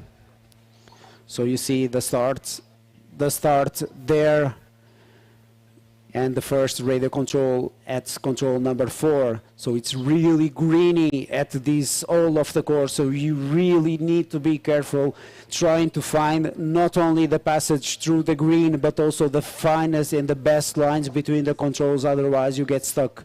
Then at control number 9 the women have a map change, and then the long leg to control number 11. Here you can either have the route choice on the north side or the route choice on the south. That route choice on the north normally a little bit faster.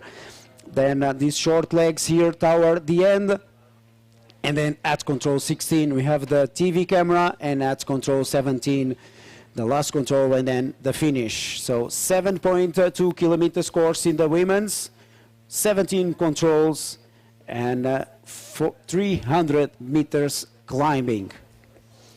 Just for you to have an idea of the terrain. So this is the leg from control number 3 to control number 4 in the women's course. So you see here on the pictures Rafael Miguel, the course setter for today's long distance course.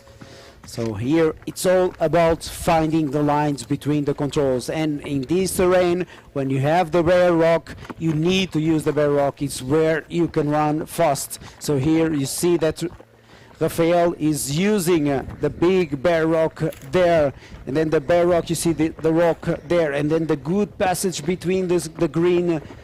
So it's really easy to pass there, so you are running all the way.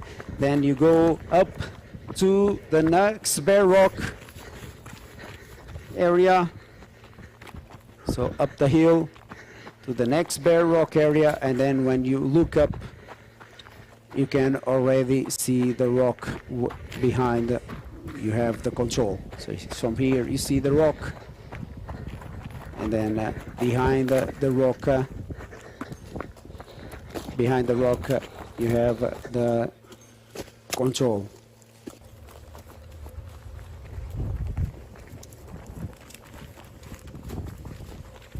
So another leg here. So this is exiting the radio control in the women's course. So again here avoiding the green there a little bit, so going all around the green and trying to find a good line here between the control. In my opinion, now the next part of the route for Rafael is not ideal. You should go straight on the yellow and then up the passage on the cliff to the control, but Rafael is going around there using the re-entrance to go up. So he's using here the re-entrance, so you can see that the terrain and the course is quite green all the way. And now he looks at the big rock, and then he goes around the big rock, and then into the passage from the green. So it goes around the big rock.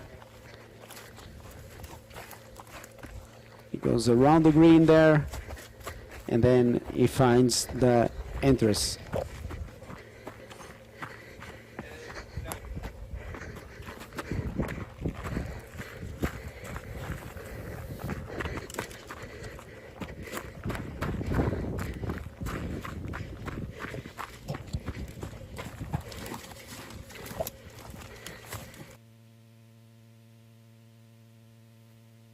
So now the animation for the men elite course.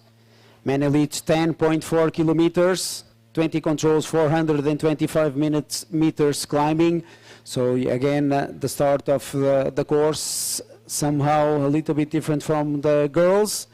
It's first radio control at control number 6, and then again a big long leg from control number 10 to control number 11. But then the guys have, after they have the long leg, there's a map change, and then another extra loop around there to make the course 10.4 kilometers.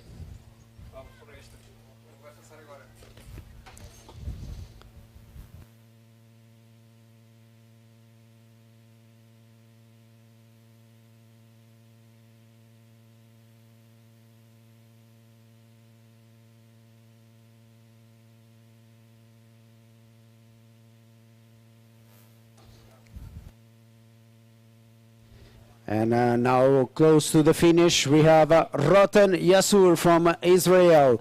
He is coming into the finish. And this will be a new second best time in the men 20 class. Roten Yasur from Israel is now coming into the finish. This will go into position number 2. 1 hour and 45 minutes running time for Roten Yasur. Is heading into position number 2.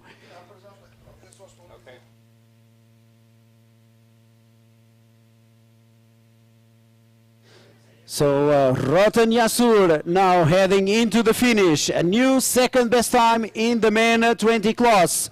1 hour 45 minutes for Roten Yasur. So he punches right there. 1:45.34.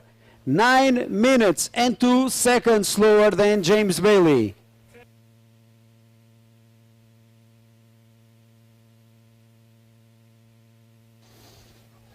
So the replay there from Roten leaving the TV control and heading here into the finish. And then the finish from Roten with the new second best time in the men 20, 1:45.34. As for the women's course, some news at the first radio control, because finally we have someone beating the time of the former leader. So again, we had Anna Sudol. She was leading for quite a long time. She was leading, but right now we have a new leader, Elza Kuze from Latvia. Like I told you, the biggest favorite in the women's class today. She has passed the first radio control, 14 minutes and 4 seconds. So she is 1 minute and 45 seconds faster than the Polish runner Anna Sudol. Then and on the second place, Patricia Toledo from El Impredible Spain also passed there with a new second best time, 1:33 behind Elza Kuze. And now the replay between the 3 firsts, Elza Kuze, Anna Sudol, and Patricia Toledo. So Elza really trying to find the good line there. And yes, she found the good line and where to pass the green to control number 3. So it seems like smooth race so far for Elza Kuze in this long distance race of Aguiar de Beira omitting 2022. But now the exit from the control is quite weird.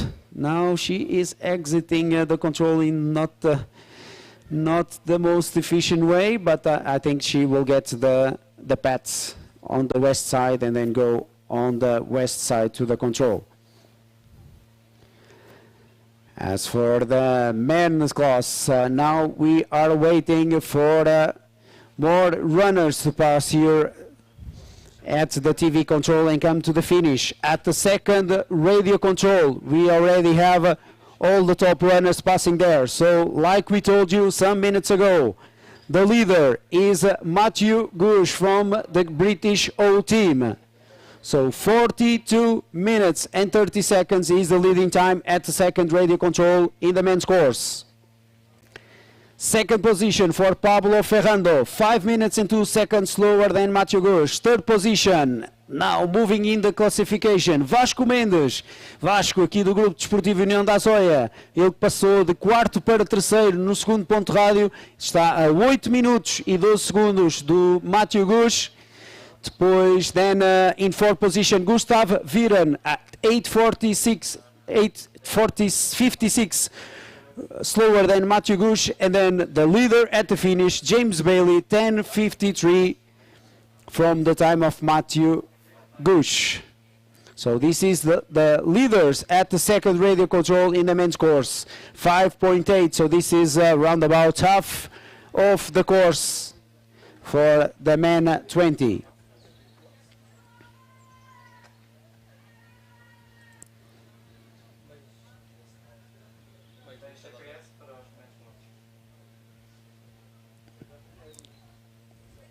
And I can tell you that now Matthew Gush is running faster than Tomás Lima. So Matthew Gush is running faster than Tomás Lima. When we also start to have the men elites to be out in the forest together with the women elites. So we are also having some radio controls from the men. But the fastest so far, Carsten Leidik has passed the first radio control, 27:53, but is 7 minutes slower than Matthew Gush.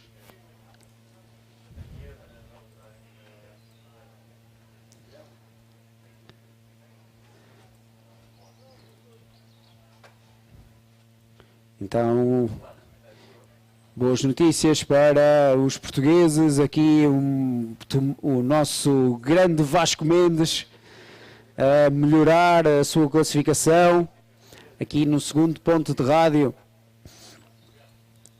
ele é já o terceiro, que é uma excelente notícia, está à frente do tempo do líder, aqui na chegada, do James Bailey. Portanto, excelente prova do nosso Vasco Mendes.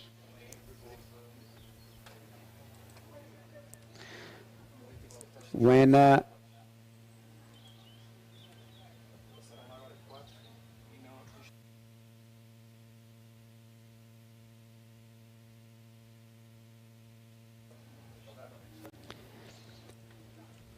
now we see the tracking from Matthew Gush, so he's now coming into control number 16, and pretty soon he will be at control 17 and then at control 18 where we have TV. So it is coming into the finish. So this is a longer leg here into control 16.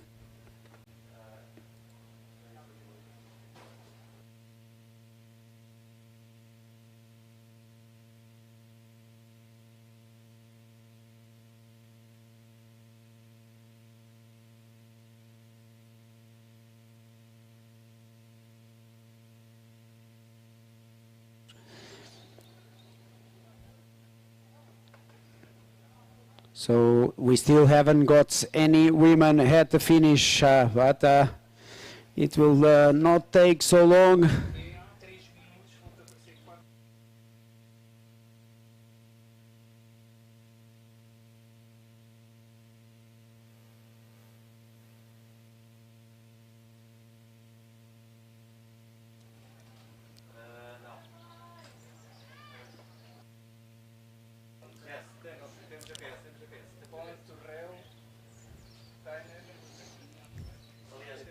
So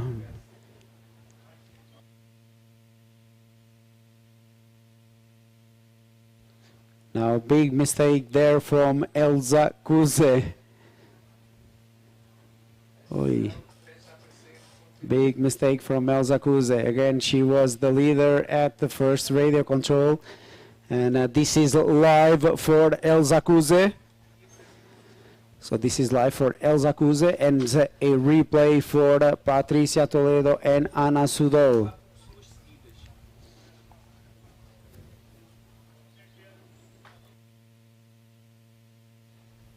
And now in the pictures, we see several men 20 coming into the TV control. And the fastest is the leader of the pack.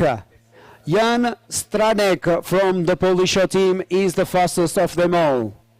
So Jan Stranek is running right there and is coming into position number 2.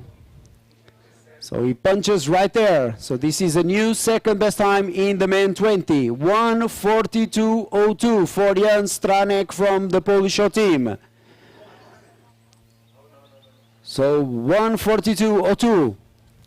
So 4 runners running together. Jan Stranek, Hector Sanchez Pont, Ion Triner and Miguel Terroel from Colivanc. These runners are all running together toward the end of the course. But the fastest of them all is Jan Stranek from the Polish team. He will claim the second position so far. He will claim the second position so far here at the leader. So they are running, and you see the third in line, Jan Stranek from the Polish team on the red and white colors of Poland, coming into position number 2. There you have it. So new second best time for him at the finish, 1:43.02. 1:43.02 for Jan Stranek. So he is 6 minutes and 30 seconds slower than James Bailey.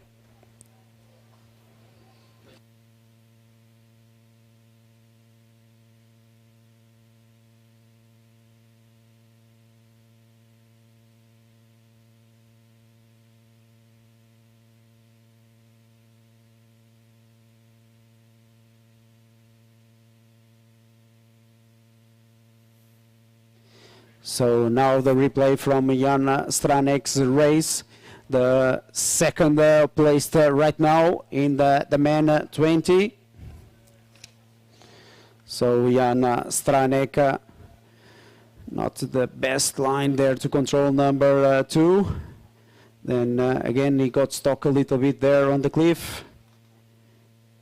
Again, the big ground, the green, so you should really try to use that yellow passage north from control number 4. That is for sure the fastest line into control number 4. Then he took the route choice to the north. Not the best. What a big mistake there for Jan Stranek. Then he realized where he was. Now, good line to the control. This part of the forest, 5 and 6, it's such a close forest. It's so hard to navigate over there. Then again, small mistake over there, losing some more seconds. Then not the optimal route choice to control number 9. And then taking the northern route choice, using the track there. And then using the path.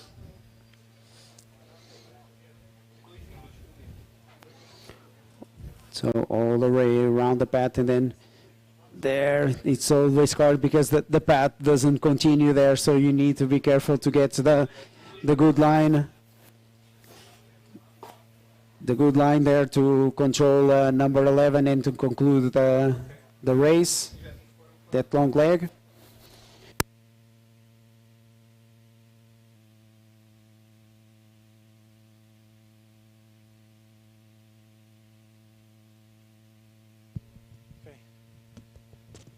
So while we wait for Gonzalo Ferrando, we have here with us the second position so far, Jan Stranek from the Polish team. Jan, it was a hard race today. Yes, it was very hard. I've made lots of stupid mistakes. I'm not happy about my race. Yeah, it's a really special terrain. Yes, we are behind our camp, and I thought that it will be maybe easier, but no, it's really tough. I try to push really hard, but terrain is magic. that is a really good. We will use that quote. The terrain is magic. So it's like the feeling that we have when we are preparing the races here is you don't have any rest. So you need to be focused on the navigation all the way. Yes, I lost navigation sometimes, and it's really hard to relocate, and no, it's really hard. Man, you have been training here for 1 week now, yes. So preparing for the Junior World Championships. Yes, we are preparing since Monday. We are going to go to Portugal 2 times on June, and I hope that it will be more easier, or I don't know. Okay, so good luck for your preparation, and tomorrow the revenge will happen. Thank you. So, see you. And now we focus to the forest because we have Gonzalo Ferrando from Toledo O, close to punch the TV control, and this may be a new second best time. This may be a new second best time, but he is losing time. Oi, oi, oi. So he is losing. Gonzalo Ferrando. This may be a new second best time, but you can see that he is making a big mistake.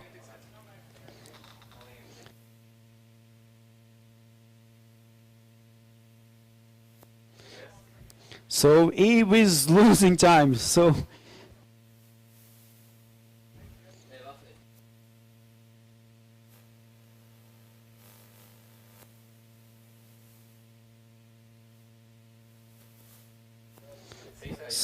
now you see, so you saw live the mistake from Gonzalo Ferrando.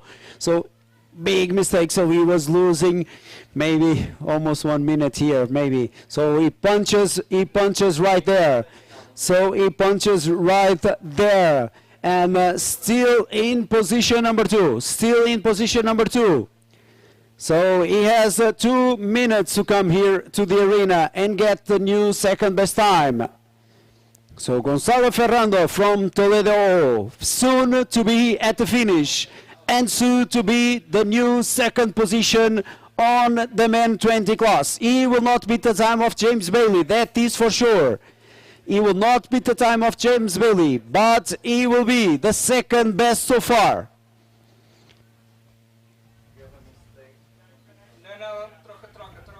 So Gonzalo Ferrando, you see the mistake there on the tracking. You saw the mistake there on the tracking from Gonzalo Ferrando, and again he's making a mistake to the last control. So he's going there into the green. So he's going there into the green again. And now he's coming. Now he is coming. Gonzalo Ferrando is coming, and he's going to be the new second best time on the men 20 class. 1 hour, 41 minutes and 12 seconds running time for Gonzalo Ferrando. New second best time, 4 minutes and 40 seconds slower than James Bailey.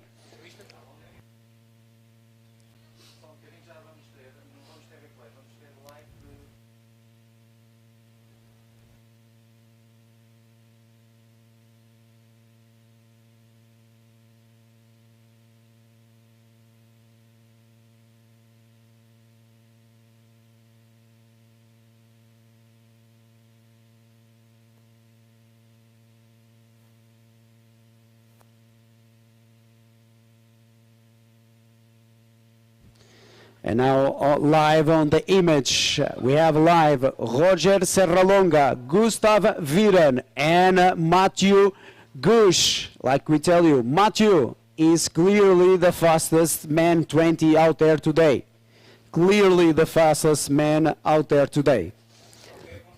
And I think that in about 1.5 minutes we will have these runners at the TV control. And Matthew Gush will take the lead from James Bailey, that's for sure. Also, Gustav Viren will beat the time of James Bailey. So pretty soon we will have a new leader and a new second best time on the men 20. And now to the interview with Gonçalo Ferrando. So Gonçalo, we saw you making a mistake here for the second last control. So it's a hard terrain. Yeah, I mean, I'm not really used to this terrain. And in the scale in 1/15,000, it was hard to read the last part. And I went a bit off direction. And how was it out there? Your race was good, but for sure some mistakes during the race. Yeah, it was like a really tough and long race. And I was really exhausted. I made like really too many mistakes. Not too big mistakes, but yeah, too many. Okay, so congratulations for your race and really good luck for tomorrow's middle distance world ranking event. Thank you. And now the focus on the TV control, because we are waiting for the British Matthew Gush. We are waiting for Matthew Gush because, yeah, you see him in the pictures. Now you see him in the pictures. Now you see Matthew Gush in the pictures, and he is coming for the clear new best time. Like we told you, he is flying out there today. He is flying, Matthew Gush. He is clearly the fastest man 20. He's running together with Gustav Viren. Gustav is a little bit ahead. And Gustav will come into position number 2. But the leader, and I may say, the winner in the men 20 class, Matthew Gush from the British show team. So now they are coming into the last control. Now they are coming into the last control, and pretty soon you will see the winner in the men 20 class, Matthew Gush from Great Britain, will come into the victory in today's long distance race. Right now, 1 hour, 18 minutes running time for Matthew Gush. And he is pushing in the run-in. Look at the speed of Matthew Gush. Look at the speed and look at the winner of the men 20 class. 1:18.15. The winning time for Matthew Gush. And then just after, Gustav Vinin also finished his race. 1 hour, 30 minutes and 24. Into position number 2. So now we have a new top 3. The leader and the winner, Matthew Gush from Great Britain, 1 hour, 18 minutes and 15 seconds. Then second position for Gustav Viren, 1 hour, 13 minutes and 24 seconds. And third position for James Bailey, 1:36.22.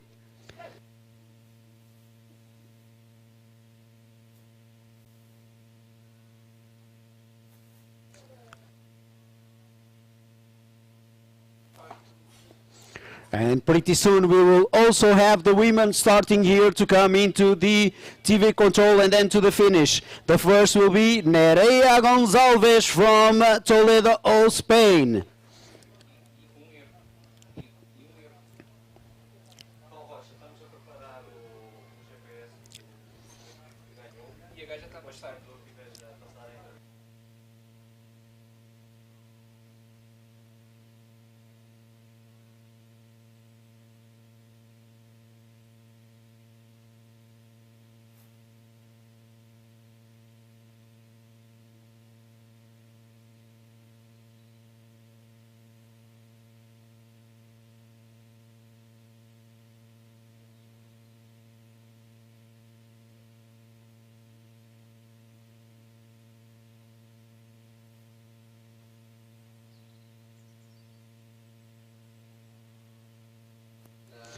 And right now at the second radio control in the women's course, we have Elsa Kuze passing there with a new best time, 36:38.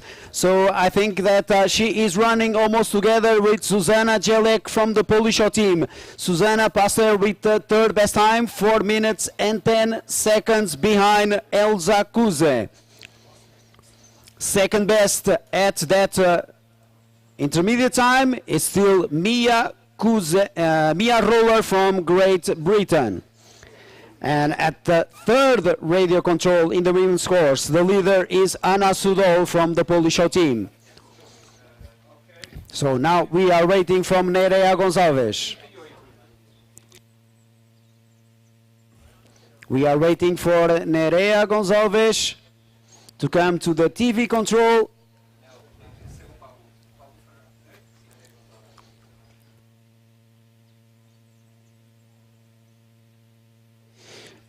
So we are waiting for Nerea Gonçalves, but in the meantime, Pablo Ferrando from Spain is punching the TV control. And this is a new third best time for him. New third best time for Pablo Ferrando. So he's still open for a podium position for Pablo Ferrando from Toledo. He can still beat the time of James Bailey.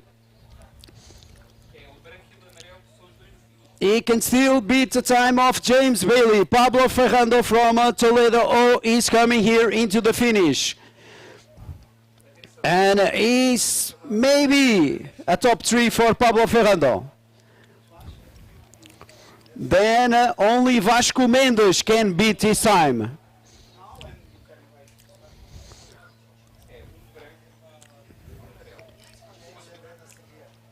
So now Pablo Ferrando punching the last control right there.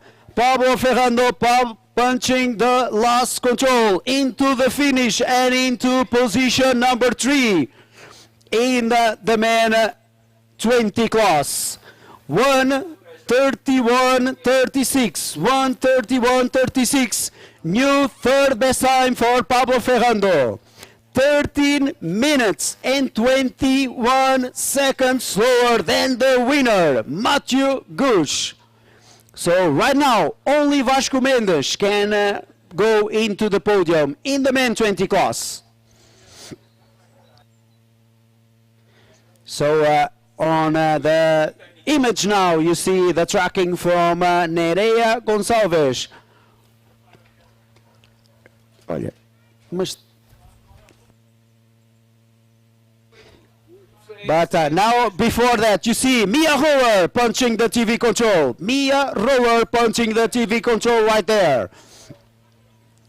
So Mia Roller punching the TV control right there. And she's coming into the finish. The first women 20 to finish the race. First women 20 to finish the race.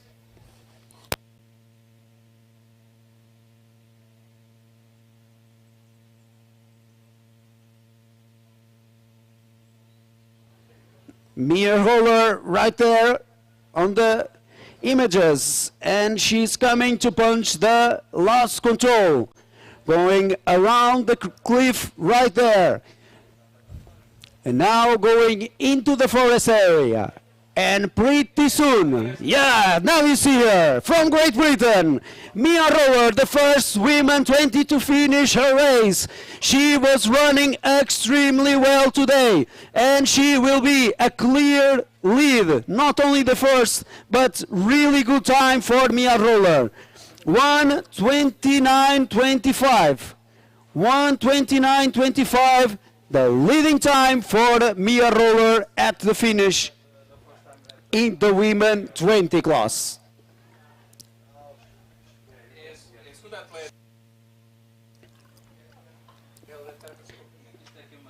And now we try to see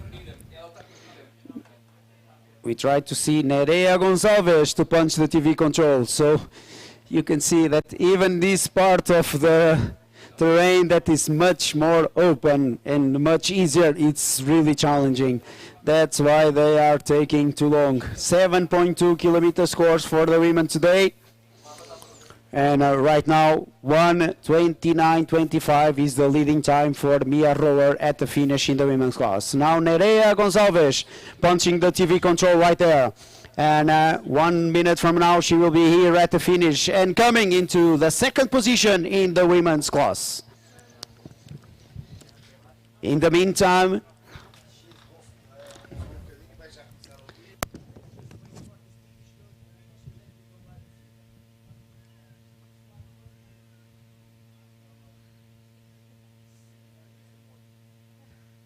Gonçalves, you saw the big mistake from her coming to control number 16. That's the TV control, really big mistake there for Nerea Gonçalves. And now she is coming to the last control and then to the run-in. So she will go into position number 2, but she will be more than 20 minutes from the time of the leader, Mia Roller from the British show team. Now Nerea is coming here into the finish. Almost 1 hour and 50 minutes running time for Nerea Gonçalves. More than 1 hour and 50, almost 1 hour and 50, 1:49.42.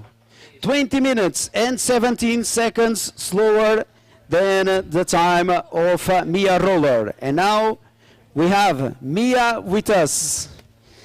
So Mia, it was a hard day today. Yeah, it was really hard. And how was it out there? Did you manage to find all the passes in the greens, or did you get stuck? I was quite lucky, I think. I found a lot of passages. I think it's on. Just put it closer to the... Yeah, I found the passages well. And do you think that the other girls will be faster than you? Yeah, probably. But you have been here for 1 week so far, and in a way, you seem to be finding some of the good lines, but still some problems finding the small passages on the greens. Yeah. And what about tomorrow? What's the aim for tomorrow? Just to run clean, have a nice run. Okay, congratulations to you, and good luck for tomorrow's race. And let's see how long will be the lead of Mia Roller, because pretty soon Anna Sudol will come to the TV control.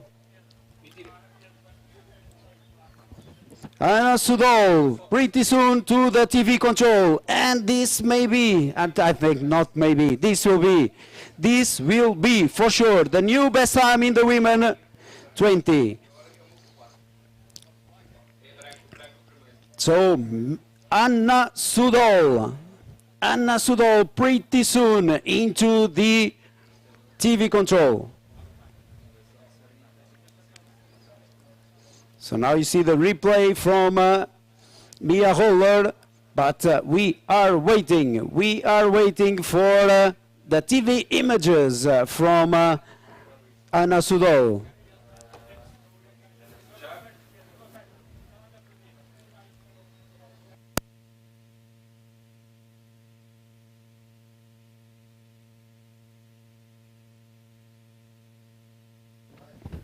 Now live Anna Sudol punching the TV control. Mantém.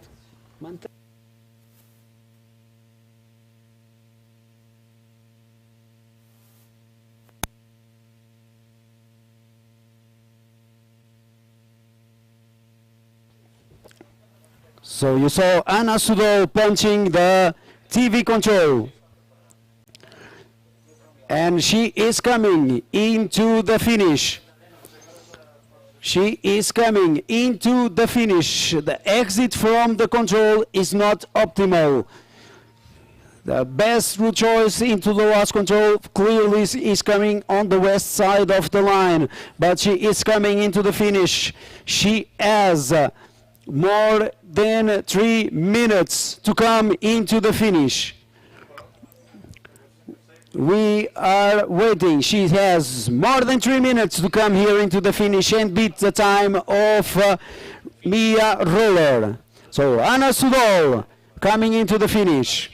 There you have it, punching the last control.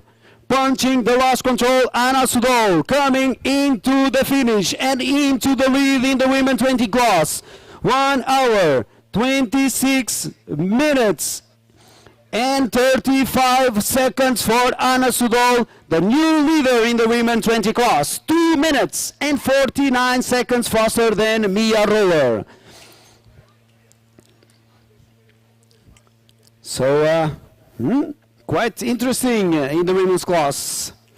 But just for you to know, Anna Sudol passed at the second radio control with 41.27, and Elsa Kuze at that same control is 4 minutes and 49 seconds faster. So still a lot to wait in the women 20. So now you see the replay from Anna's race. So good line here into control number 2. Then all in control until control number 4. Then the exit from control number 4 is really hard because it's really rocky area around there, but the good line and no problem at all until control number 5. Then using the good lines there. So, hi Anna, first congratulations for your race. You are in the lead so far. Was it a good race for you? It was good, but it was very hard. It was hot, and I couldn't run so fast as I would because of the sun. And I didn't do many mistakes, but it wasn't a perfect race. But this terrain is hard, so I think it was. Yeah, from your GPS, we can see that the lines between the control were actually quite good, so you were managing to find the passage on the green. So the preparation for J-Walk is going well.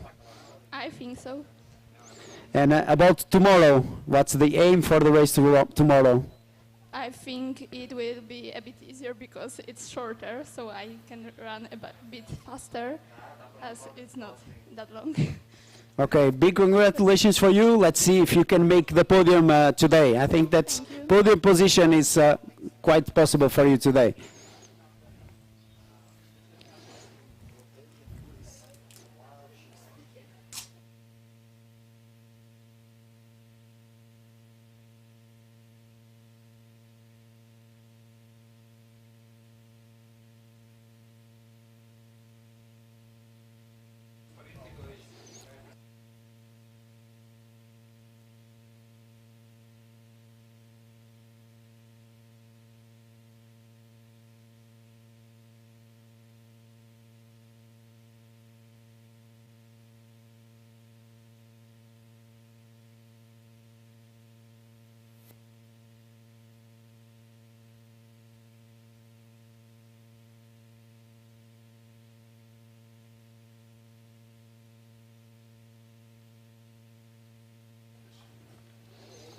So now we wait for Vasco Mendes. E agora esperamos pelo Vasco Mendes. Como dissemos, ainda possível para o Vasco chegar ao pódio. Ainda é possível para o Vasco chegar ao pódio. Era o último atleta que tínhamos na floresta com possibilidade de chegar ao pódio na prova de hoje. Posso-vos dizer que vai ser muito justo. Vai ser muito justo. E ui. Vejam a dificuldade de Vasco Mendes ali a picar o ponto de rádio. 1h31 para o Vasco Mendes a picar 1h31:29. Vai ser muito difícil para Vasco Mendes chegar ao pódio, mas de certeza que pelo menos a posição 4 ele vai ter no dia de hoje, o que é uma excelente indicação para o Campeonato do Mundo, para o forte português do Grupo Desportivo União da Azóia. So Vasco Mendes punching the TV control right there in 4th position. He will not make the podium, that is for sure. He will not make the podium, but this will be position number 4 for Vasco Mendes.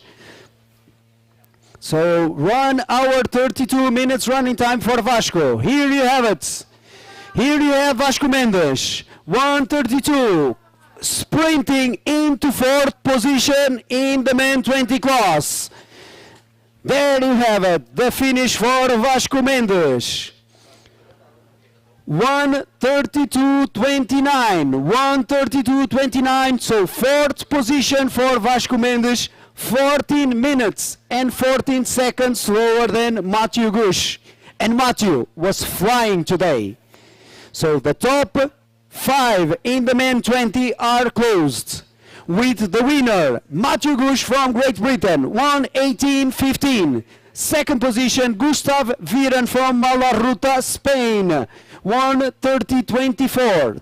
Third position, Pablo Ferrando, also from Spain, Toledo, 1:31.36. Fourth position for the Portuguese, Vasco Mendes, 1:32.29. And fifth position for James Bailey from the British O2 team, 1:36.32.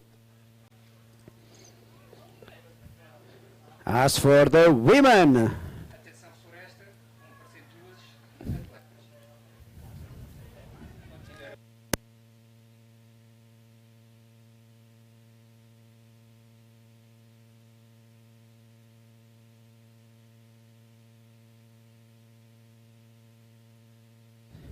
now that the top 5 in the men 20 are closed, now we focus our attentions to the men elite class.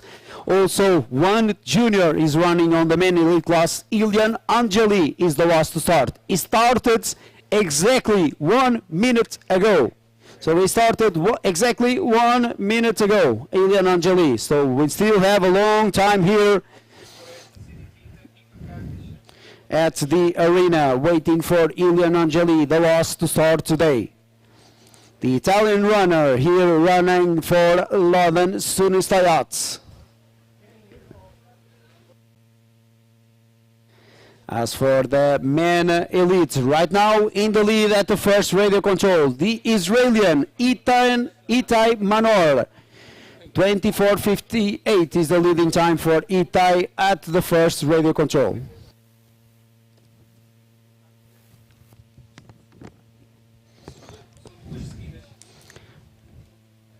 Now in the images, we are waiting for Pipa Karkas punching the TV control right there. So Pipa Karkas punching the TV control right there. She is coming into position number 4. 1:48.02.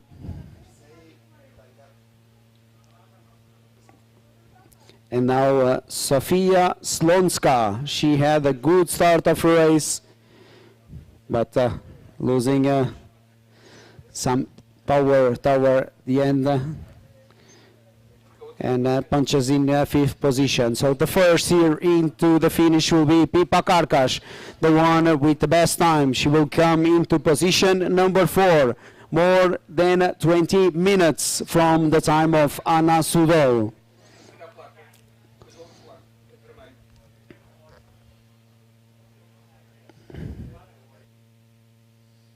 So Pipa Karkas now on the images. Pipa Karkas now on the images. Coming into the finish.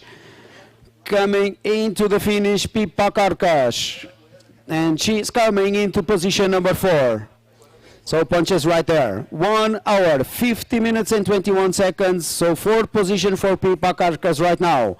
And just after her, Sofia Slonska from the Polish team. Now punching also the last control in the run-in to finish her race into position number 5. So 1 hour, 53 minutes and 50 seconds.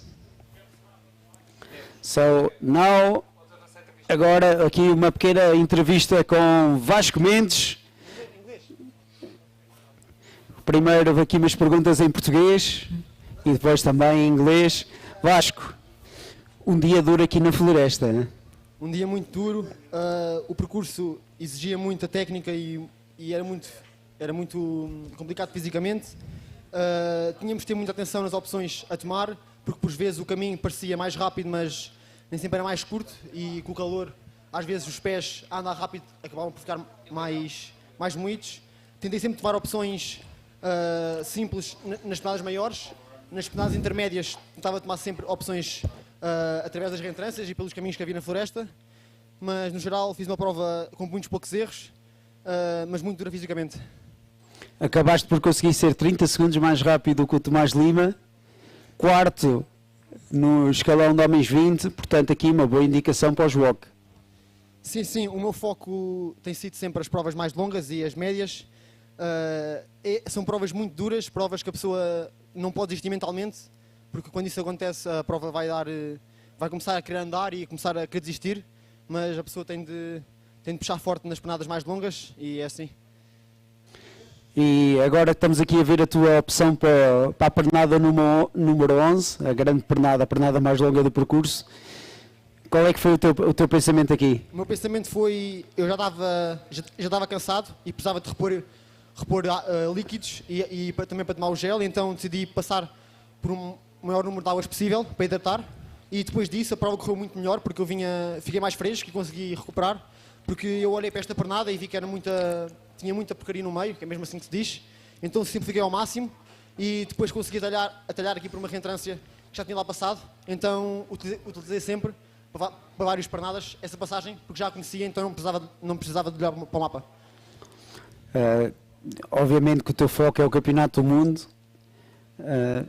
Para os portugueses que ainda estão aqui na arena, qual é que é o teu conselho? Os portugueses podem ser espectadores do Campeonato do Mundo, não aqueles que vão ser atletas. Qual é que é o teu conselho? Tu já estiveste em alguns campeonatos internacionais, consegues perceber o espírito do Campeonato do Mundo Júniores. Põe por palavras aquilo que um atleta sente por ter os próprios portugueses a aplaudir na chegada da arena. Quando estamos lá fora internacional, nós já sentimos aquela emoção apenas com a nossa comitiva, com apenas 5 ou 6. Eu só imagino a sensação de ter Portugal inteiro a puxar por nós. É um sentimento muito grande, eu levo muito a peito a seleção portuguesa e é algo que eu adoro representar e honro muito Portugal, e acho que será uma grande emoção e acho que as pessoas irão vibrar com isto, e este evento está muito bem dinamizado, muito bem organizado e acho que vai ser algo emocionante. Então o teu conselho é, por favor, venham ao Walk Tour. Por favor, venham apoiar, porque não se vão arrepender. Sobretudo a malta do Grupo Desportivo União da Azeia. Claro, fortíssimos sempre. So now in English, Vasco. So strong race from you today. Yeah. The race was quite hard, quite technical. I did small mistakes, but not that big. I tried to do simple options for the long legs, and for the middle legs, I tried to go more into the red line to not waste much energy. Overall, the race was good. I tried to put nice space in the pads, and I didn't. It was quite good. Now is rest for tomorrow. And you have been training here for a lot. Yeah. This is my second home. My second home is Aguiar. So, and we have, as you know, there's been so many people coming for training camps here, but this map is special. Yeah. This map is different. I have trained a lot in Aguiar. I have trained a lot of maps. I think I train in all of maps in Aguiar, but this is different. This is hard. This is technical, and we need to be very careful because if we don't, we are lost our way and it's not good. We had one runner saying that this map is magical.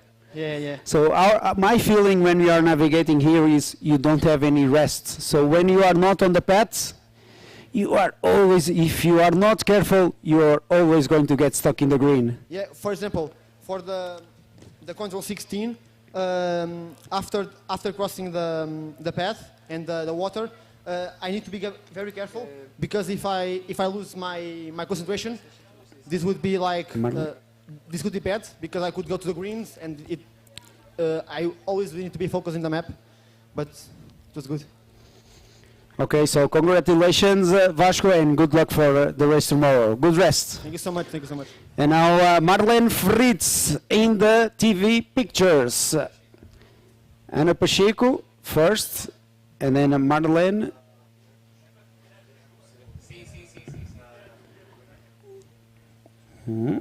So Pina Mauch there, but who we are waiting is for Marlene Fritz from Germany.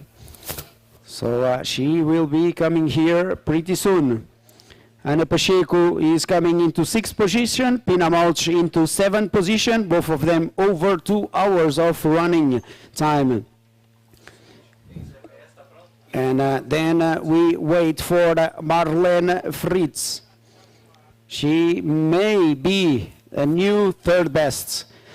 Again, the leaders in the men, in the women 20 so far. The leader, Ana Sudol. 2nd position, Mia Roller. And 3rd position for Nerea Gonçalves. This is the top 3 in the women 20 right now. But I can tell you that maybe Marlene Fritz can come into position number 3. Maybe, it's still possible. 1:36 running time right now for her.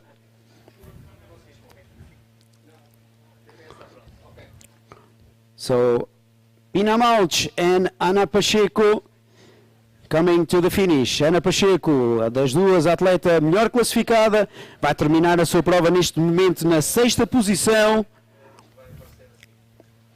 Ana Pacheco então 6ª posição, 7ª posição para Pina Mauch.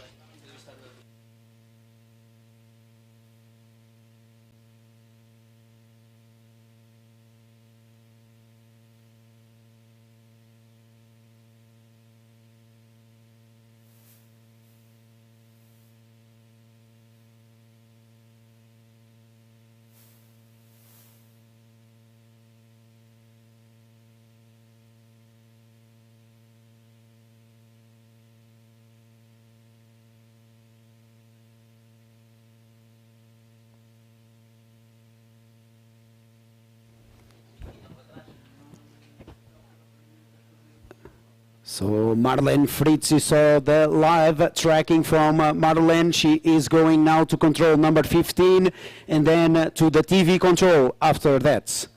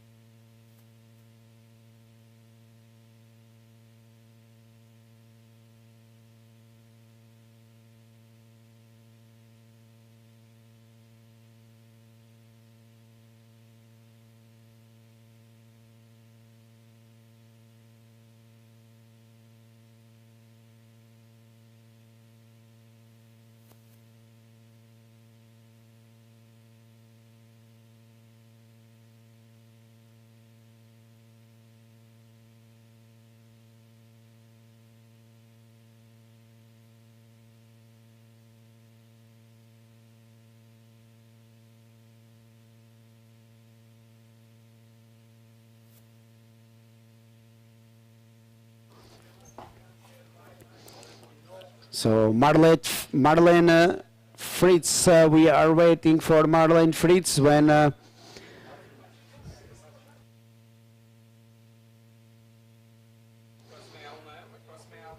we are now waiting for Marlene Fritz to come to the TV control. This may be a new third best time for Marlene Fritz. So she has punched control number 15 and now heading into control number 16.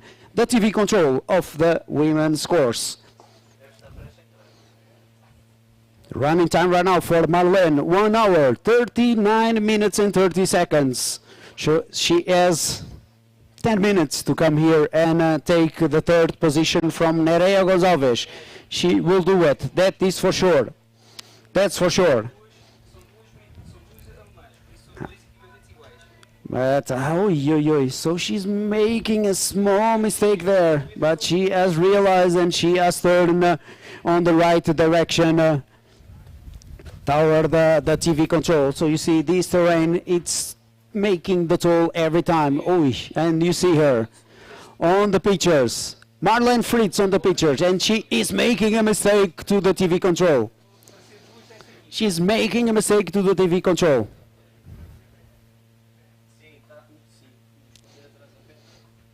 So she has passed on the wrong side, so you need to read the control description. She has passed the wrong side of the rock there, and she's going down the slope now.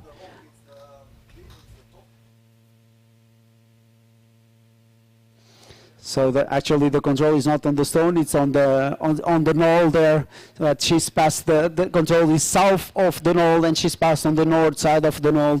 So she is losing time to the TV control. But still everything, she has 9 minutes to come here to the arena and take the third position.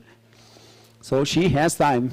She just needs to realize where she is. Okay, so now they saw it. So Marlene Fritz is running together with Julia Fritz. So now they have punched the TV control, and they are running together with Isabel Howard from the British show team. The fastest of this trio is Marlene Fritz from Germany.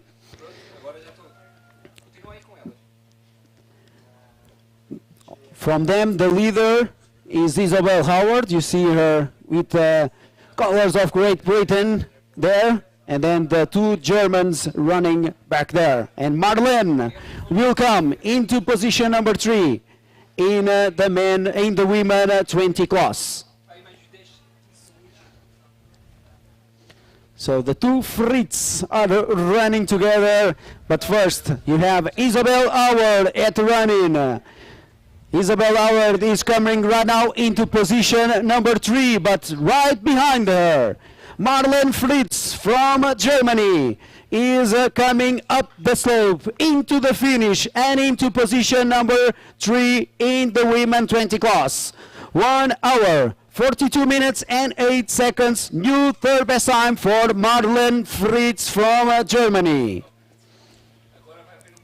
In the meantime, some news from the forest, because at the second radio control in the women's course, Elsa Kuze has passed there with a clear new best time. So she has passed there 1 hour, 5 minutes and 18 seconds.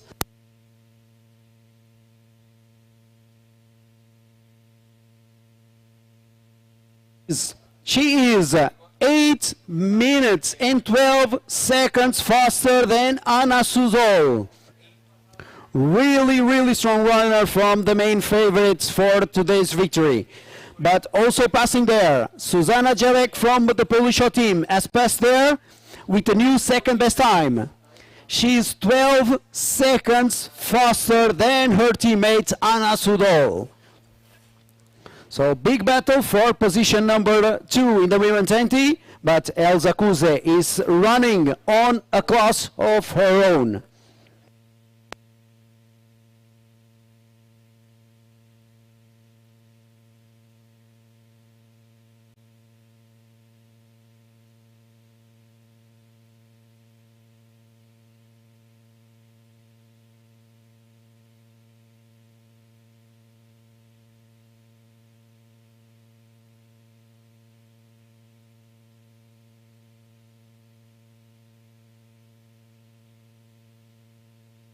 Now replay for the men elites. Vladislav Abuyov, Timothy Taremeski, Itai Manor e Tiago Leal. So Itai is the leader at the first radio control from these 3.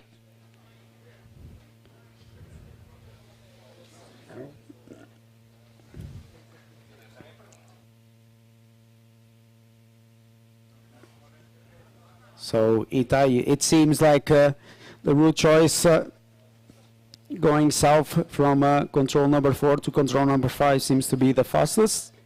But also Itai is having clear lines there between the controls. So he's having a good race. He's having a good race so far. And he's taking, interesting to see that he's taking the route choice coming to the south to control number 11. There hasn't been that many runners using this route choice to the south.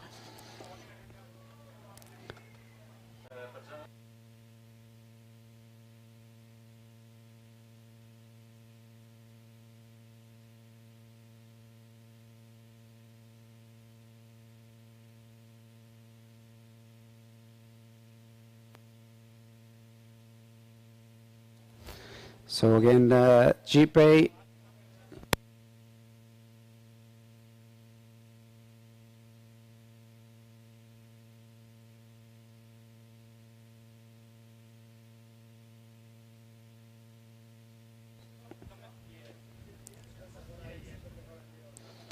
So again, the course animation for the women 20, 7.2 kilometers, with this really long leg to control number 2.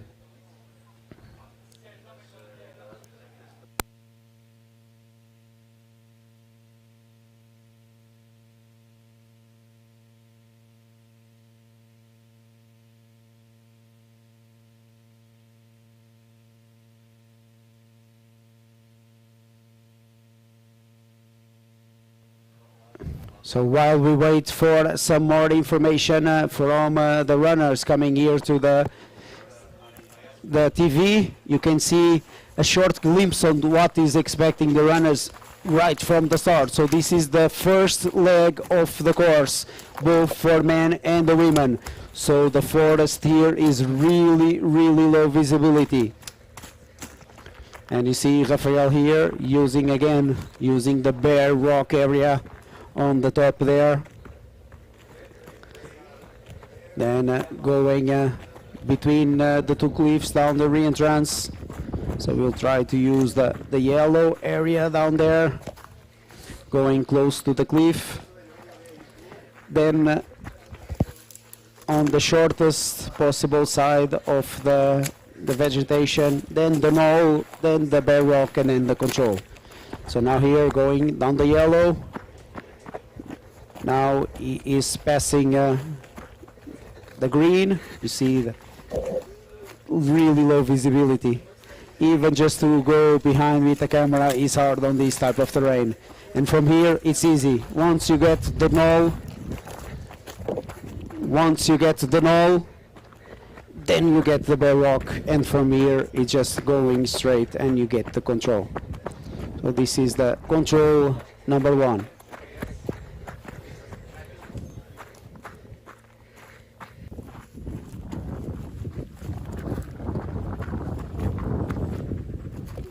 And then this is the leg 2 to 3 in the men's class.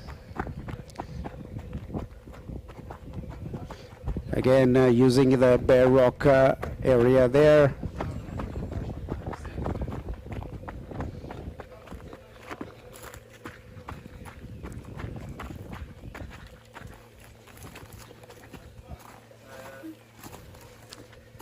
And going up the hill there. And the question here is, of course, we need to avoid that big cliffs there, because it's impossible to go up. So you get the big rock that is so visible there. And then you need to pass where the green is lighter. So there's the map is quite perfect, because you see clearly the light green between the cliff and the darker green. So here you can pass, and then from here you need to go again up to the bare rock area, get the big rock, and then you get the cliff and the control. So here you get the big rock there, and then the cliff, and then it's an easy way into the control.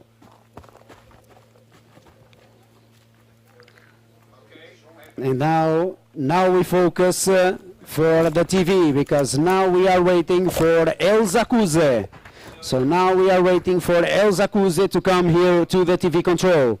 This is the clear new best time. As Matthew Gush was clearly the fastest man 20, El Zacuse is clearly the fastest women 20 today out there. 1 hour, 16 minutes running time for El Zacuse, strolling to the terrain. Again, she's passing on the north side. She's passing there on the north side of the control, but she's punching right there. Okay, so punching right there, El Zacuse, and this is clearly the fastest time in the women 20. So 1 hour 17 minutes running time for Elza Kuze. The leader at the finish, still Anna Sudol from the Polish home team with 1:26.35. So Elza Kuze is coming here to the victory in the women 20 class. The runner from Latvia is clearly the fastest today.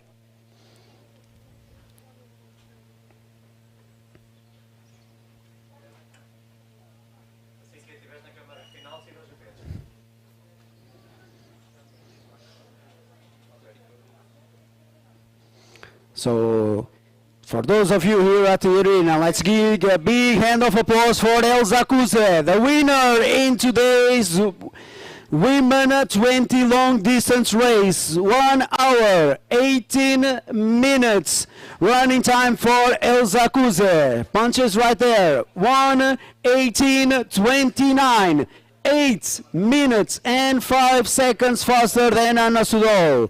The winner of today's long distance the long distance women 20 race, Elza Kuze from Latvia.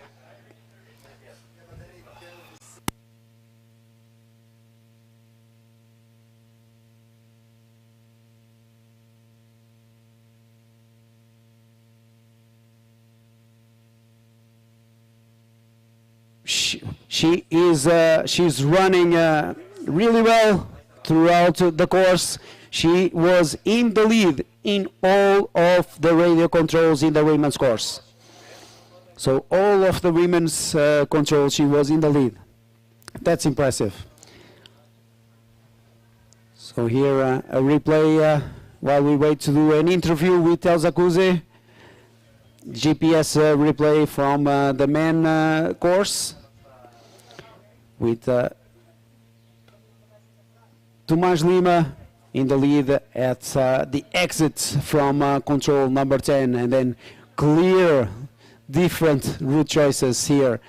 And it's for me it's interesting to see because I'm really betting a lot on this south route choice. So let's see.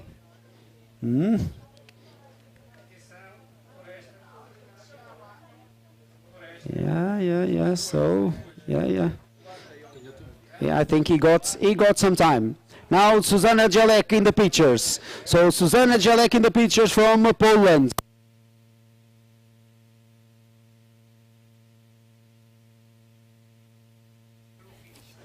Zuzanna Jelek now fighting here for position number 2 with Anna Sudol. So this is a battle for position number 2 between Zuzanna Jelek and Anna Sudol, but she will not beat the time of Anna Sudol, that's for sure. She will not beat the time. Still to come and punch the last control. Zuzanna Jelek, the runner from Poland, in the white and red shirt from the Polish team. So now the German Emma Kaspari is finishing, but we are focusing on Zuzanna Jelek. We are waiting for Zuzanna Jelek. And here she comes, Zuzanna Jelek. And this is a new third best time in the women elite class. New third best time for Zuzanna Jelek, punching right there. 1:27.24, 8:55 seconds slower than the leader and the winner, Elza Kuze, but only 49 seconds slower than Anna Sudol. And now to the interview with Elza. Elza, first of all, thank you for the interview and congratulations for the victory today. Thank you. Thank you. And it was a hard day.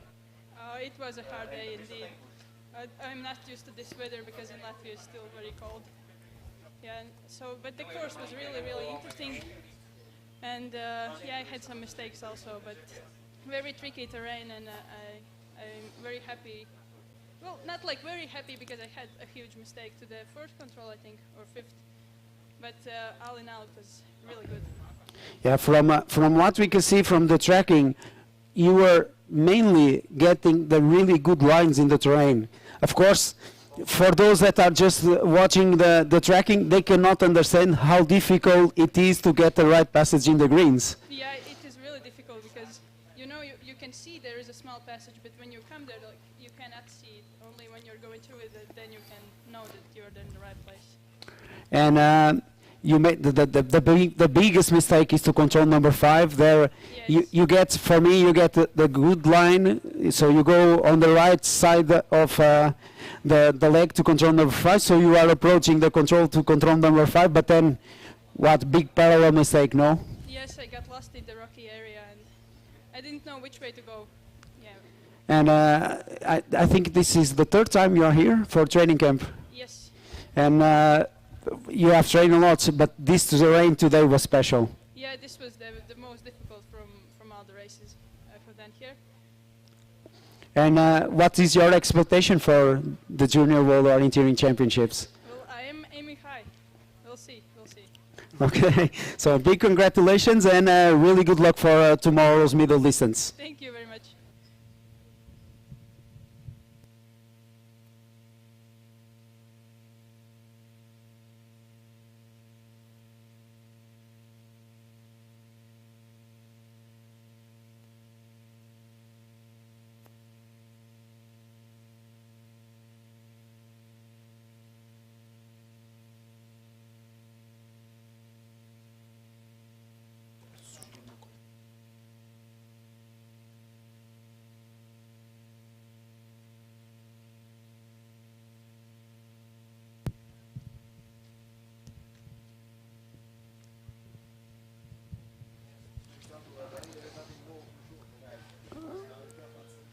So Susanna, it was not a battle for first position today, but it was a big battle between you and Anna Sudol for position number 2. You were leading at comparing with Anna Sudol. You were leading almost all the way into the course, but right on the ends, you lost the time for her. So to the TV control. So the last 3 controls were not so good today. Yeah, I feel like the hot weather was the most difficult part of this race. Like, it defeated me. Yeah. And it was a really hard race today. Yeah, like I'm not used to the terrain like this, so reading all these rocks and like running on these rocks in this hot sun, it's difficult, and I feel like I need to run a lot of more races to get used to it. Yeah, but this is a special terrain, so you need to. Of course, your goal is the Junior World Championship, and are you aiming for the long distance? Again? Are you aiming for the long distance or jaywalk, or you just want to do well and no? I'm aiming mostly like on middle distance. I like long distance is too long for me. I don't like running too long. So tomorrow's race is going to be a big focus for you. I hope it will be better, and I hope I will just run faster than today. Okay, so good recovery and good luck for tomorrow. Yeah, thank you very much. Oh. Okay.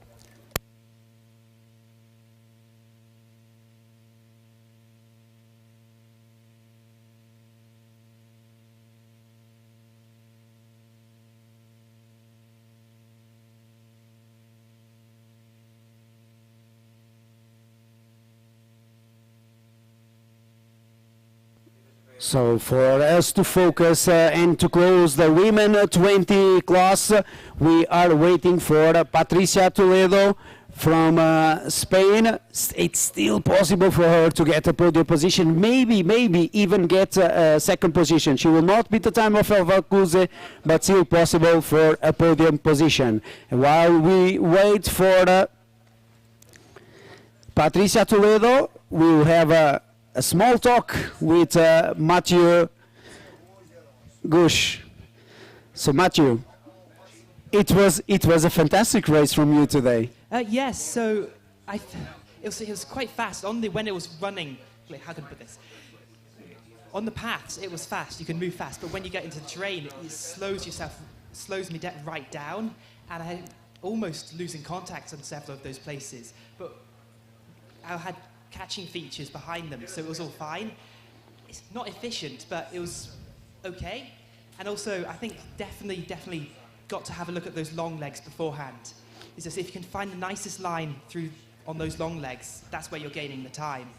And then just almost don't bother looking at the long legs on the really short places where there's lots of detail. Always navigate through that detail and then find another opportunity. Even if it's just stopping, then look at the long legs. Yeah, but it was nice. 12 minutes. 12 minutes victory is a lot. Yes. I made a couple of errors, like going down the wrong path for 20 meters, having to dive through a bramble bush. But generally, it was okay. Yes, I'm happy with my run. There's just a couple of things to clean up for jaywalk, but it was good. And I think it's the first time you are in Aguiar de Beira. Yes, first time. Well, I've been here all week, but it's the first time I've ran here in this northern part of Portugal. A few years ago, I went to the Portugal O meeting down near Évora, and that was quite a fairly different terrain. It was it's totally different terrain from this upper part here. Up here, it's really nice orienteering. It's nice orienteering, a lot more detailed, an awful lot more detailed from where I come from in Scotland. But it's just different, so it's definitely worth having come out here for the week. I'm looking forward to jaywalk. Okay, and first look forward for tomorrow. So tomorrow we are going to be looking at your race really carefully. Yeah, so I guess tomorrow it's just ensure just no mistakes. Make sure I nail every single control. Just go through the process that I've got. It's just go through the process and it should be fine. Just don't lose contact. Okay, so thank you, big congratulations and good luck for tomorrow. And now we move to the pictures, because on the pictures we have Patricia Toledo from Spain.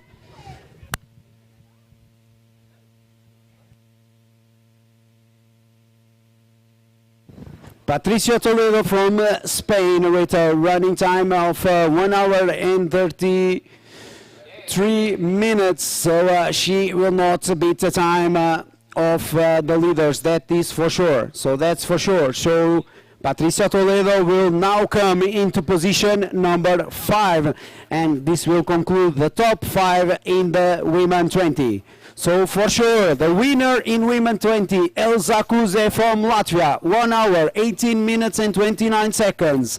Second position for Anna Sudol from Poland, 1:26:35. Third position, also from Poland, 1:27:24 for Susanna Jalek. Fourth position for Mia Roller from Great Britain, 1:29:25. And the fifth position will be for Patricia Toledo from El Imperdible, Spain. Now you have her coming in the running into position number 5. So the last of the top 5 in the women 20 class, Patricia Toledo from Spain, 1:34:40. So top 5 women 20, Elza Couze, Anna Sudol, Susanna Jalek, Mia Roller and Patricia Toledo, top 5 in the women 20 class. So now moving a little bit of our attention to the men elites, because a lot is happening in the men elites. They are still out there. with Javier Ruiz de Pidal, the fastest so far at the first radio control. You see the replay from the top runners, Tomás Lima, Timothy Teremetsky, Itai Manor and Javier Ruiz. And interesting route choice from Javier there, going a little bit on the straight side, but he managed to navigate quite well.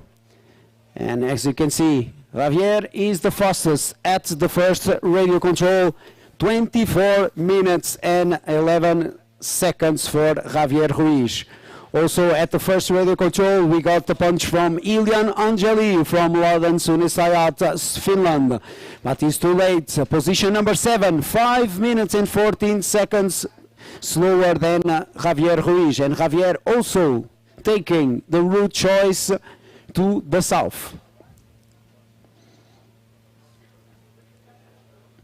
Yeah, so you enter right there, really nice line, and then he's going to get the other parts. And now we are live with Javier. So everything going quite smoothly with Javier Ruiz.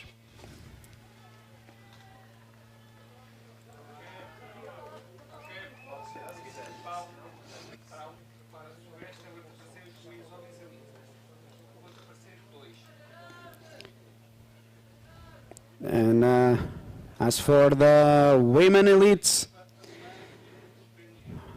the fastest so far at the first and second radio control, Olena Postelniak from Ukraine. She is the fastest, both in the first and the second radio control, this time in the women elite class.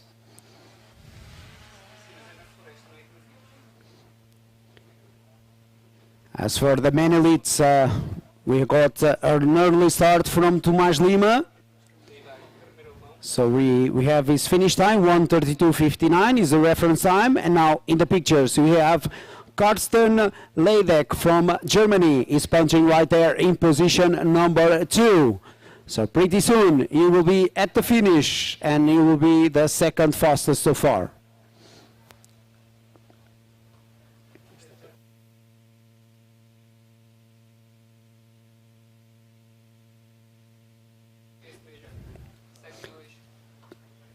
And also punching that TV control, Ilya Ostreko from the Ukraine junior team is punching the TV control in 5th position. So the first here into the finish will be Karsten Leidek from Germany. He will come into position number 2 in the men elite class.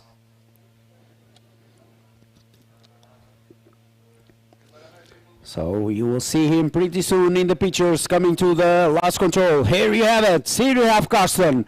Here you have Karsten punching the last control up the hill to the finish and into position number 2 in the men elite class. 1 hour, 51 minutes and 47 seconds for Karsten Leidek, the new second best time in the men elite class. But he is 18 minutes and 48 seconds slower than Tomás Lima.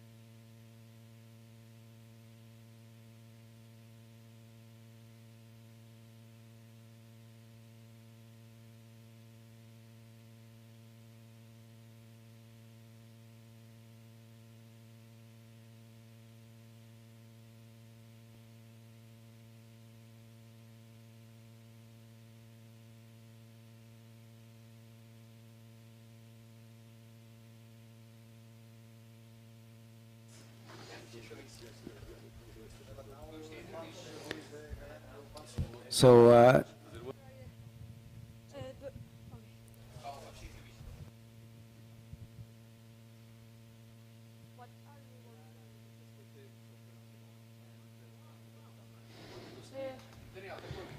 so now with us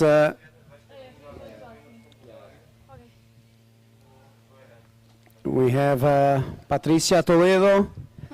Patricia, Hi. que longo, no? A little bit, yes. It was a long day in the forest, Yes. but still top 5 for you today. Well, I did a lot of mistakes, but at the end I still fighting. Well, fifth place is not bad, but it could be very better, but I don't know. Yeah, you have trained a lot around here, but this terrain today was special. What? You have trained a lot around Aguiar de Beira, but the terrain from today's race was a bit special and different from all the other. Yes, it was like greener and a lot of more rocks, and it was like very hard for others, that it was more easy and fast to run, so yes, it was quite a different terrain for the other where I have been. So in a way, it's harder to get the right route choices. Yes, there was a lot of routes to choose in the long control, so I like it but it was hard. But again, now the focus for tomorrow, middle distance. Yes, I hope I will do better, and let's see.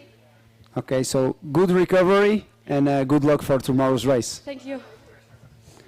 And while we were talking with Patricia Toledo, now we have some information from the forest, because at the second radio control in the men's course, Javier Ruiz de Lairan is in the lead, 48 minutes and 10 seconds. So a new leader at the second radio control in the men elite class. 48 minutes and 10 seconds. He's 44 seconds faster than Tomás Lima. So you see, even though he has taken a different route choice here, going to the south, all the way to the south, and then he's using a lot of the path, so it's a really, really clean line here, then exiting to the other one, and then again to the paths. So this is a really good line. Not so many runners have seen this good line to control number 11. Now the finish, here at the finish, we have we have Yuri Skrovkov and Vyadislav Arburzov from Ukraine. Both runners from Ukraine, and the fastest, Vladislav Arburzov, goes into position number 2. So new second best time in the men elites, 11 minutes and 41 seconds slower than Tomás Lima. And we have the first woman at the third radio control, still in the lead, Olena Postelniak from Ukraine, 1 hour, 3 minutes and 32 seconds. So this seems to be a Ukrainian day in the women elites class. So Olena Postelniak is the fastest in the women elites in all of the radio control so far.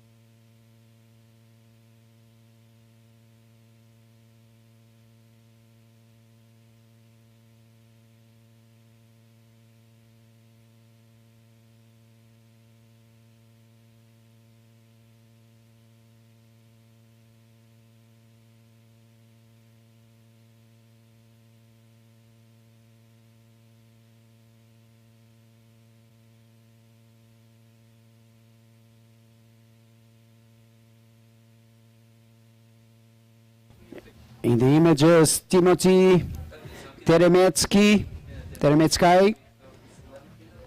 punched the TV control in the men elite course, and this is a new second best time for him. He will not beat the time of Tomás Lima, but he will come here into the finish with a new second best time.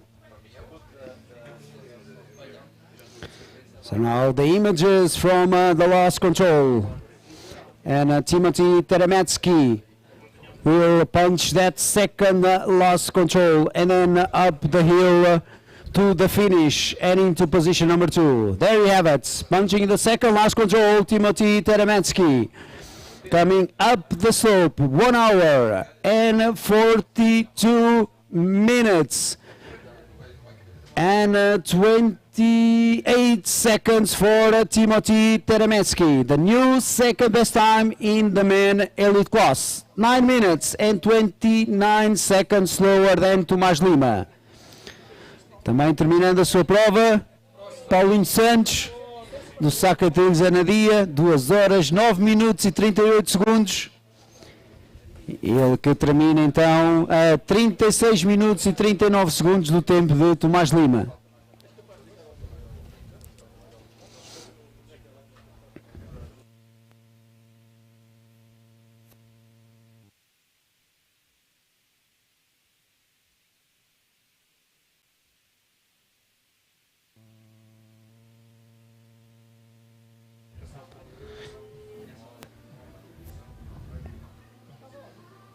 So now on the images you can see the tracking from Olena Postelniak from Ukraine. She will be the winner in the women elite class, that is for sure. Olena Postelniak will be the winner in the women elite class. So the question right now is not if she's going to win. The only question is whether she's going to beat the time from El Zakuze. The time from El Zakuze, 1:18:29.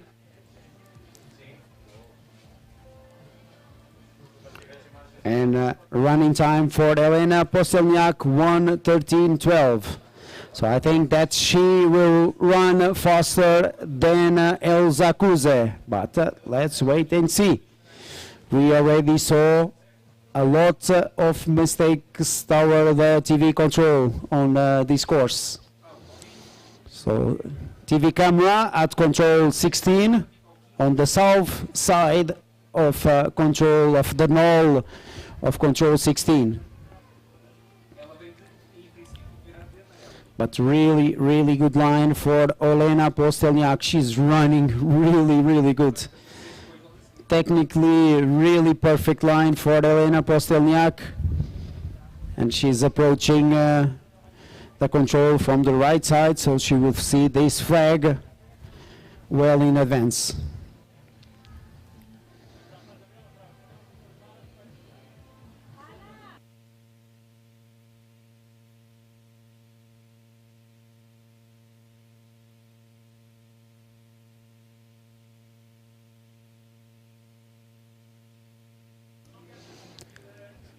So Elena punching control 15 right now, and now heading to the TV control.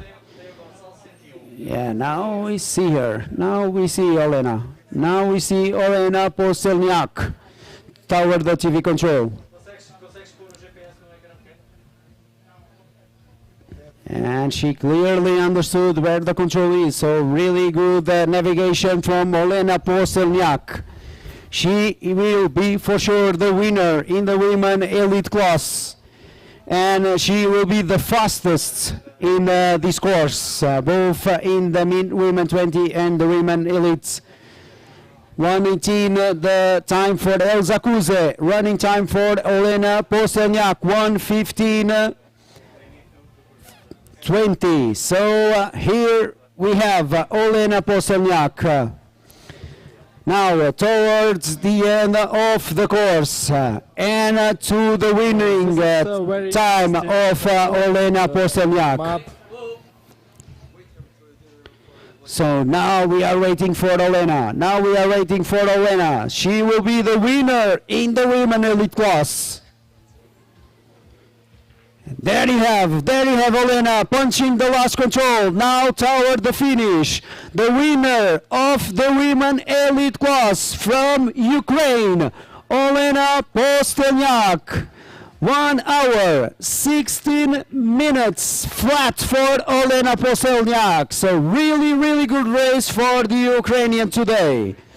And now back to the interview with Timothy Teremetsky. Timothy, what a hard race today. This is very interesting forest and hard. I have 3 mistakes, 2 minutes. But it's hard to find the good lines between the controls. Yes.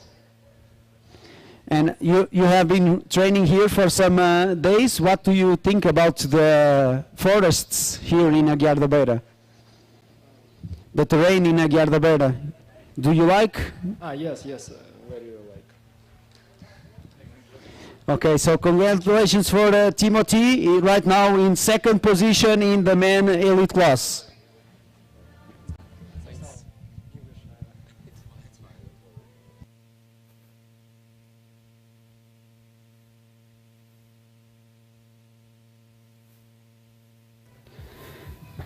And now we got the punch at the 2nd radio control from Ilian Angeli, and he is bouncing back a little bit. So he was in 7th position at the 1st radio control, now in position number 5, but still 5 minutes behind the leading time of Javier Ruiz. So here the tracking for Timothy Teremetsky. So quite a strange route choice to control number 16. And then quite clear toward the end.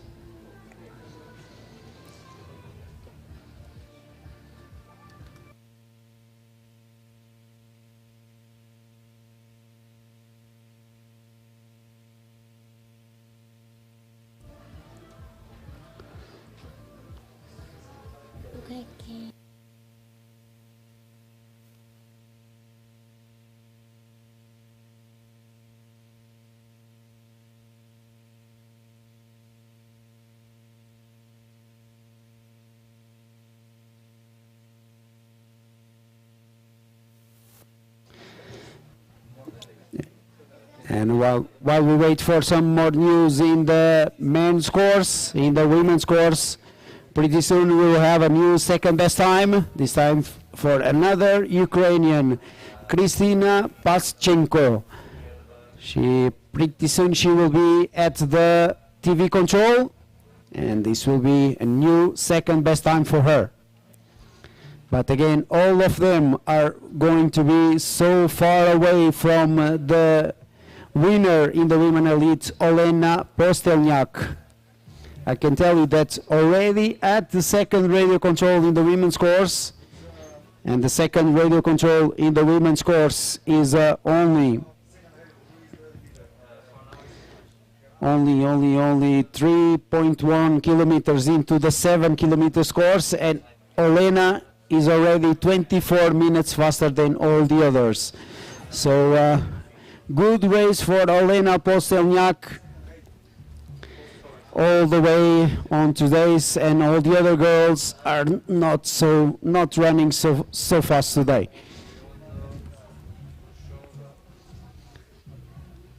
I think the 2nd fastest today can be Katrina Kropinvinska, also from Ukraine. I think that we expect her to be the 2nd fastest today. But still, she's more than 20 minutes behind Olena's time. So it's going to be a long day for these girls. As for the men elite, still no more news at the radio controls. So still no more news at the radio controls.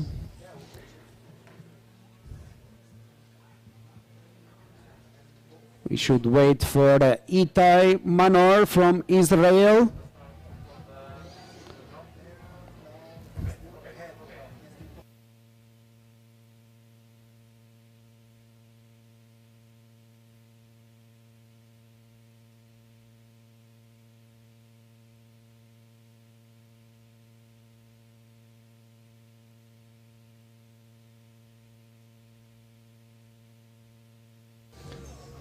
Okay, so now a replay between Tomás Lima, Javier Ruiz, the leader, and Itai Manor.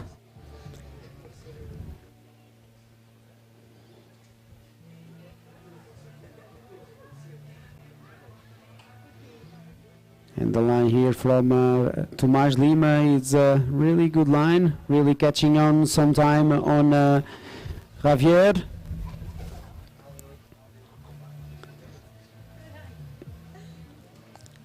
And now we are live with Javier Ruiz. So he's going to catch the control using the water station there. But I think that in about some minutes we will have Itai Manor to the TV control.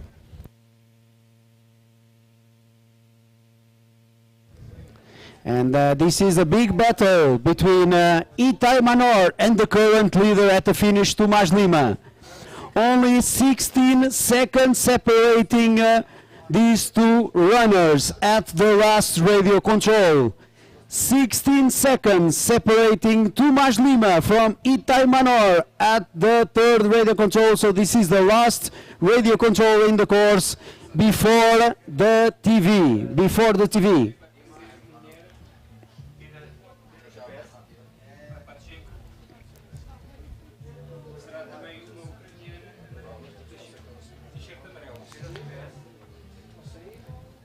So Javier is running quite well there, and you see that at this point Itai is almost 1.5 minutes behind Tomás Lima. Portanto, aqui neste ponto o Itai Manor está mais ou menos 1 minuto e meio atrás do Tomás Lima, mas como eu acabei de dizer, no último ponto de rádio, antes do ponto de TV, apenas 16 segundos a separar estes dois atletas. Portanto, vamos ver aqui o que é que vai acontecer no escalão de homens elite. But in the meantime, now we focus at the TV control, because now we are waiting for some Ukrainian runners to go there to that TV control. Olya Sereda and Kristina Patchenko. They will punch the TV control and come here to the arena into position number 2 and number 3.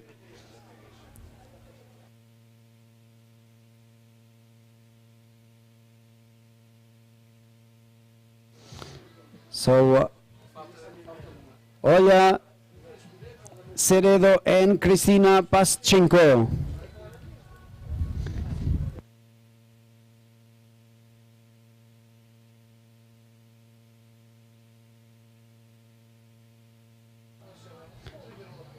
So Kristina Paschenko and Olena Sereda. Olya Sereda. So they are running into position number 2 and number 3 in the women's class. Again, the winner is for sure Olena Postelniak. But now we are still here for this TV control, because we are waiting for Itai Manor. There you have Itai from Israel team punching the TV control right there. And again, it's a battle between Itai and Tomás Lima. Before that, we have the new second best time here at the finish for Kristina Paschenko in the women elite class. And just after that, Olha Ceredo with the new second best time. So right now, second position in the women elite for Olha Ceredo, third position for Kristina Paschenko. But in the meantime, we are focusing at the finish because we are waiting for Itai Manor. We are waiting for Itai Manor at the last control. And this is the battle for the winning time and the leading time at the finish in the men elite class. There you have it. It's going to be so tight between Itai and Tomás Lima. The time is passing for Itai. And this will be a new second best time for Itai Manor. 1 hour. 33 minutes and 3 seconds. Only 4 seconds slower than Tomás Lima.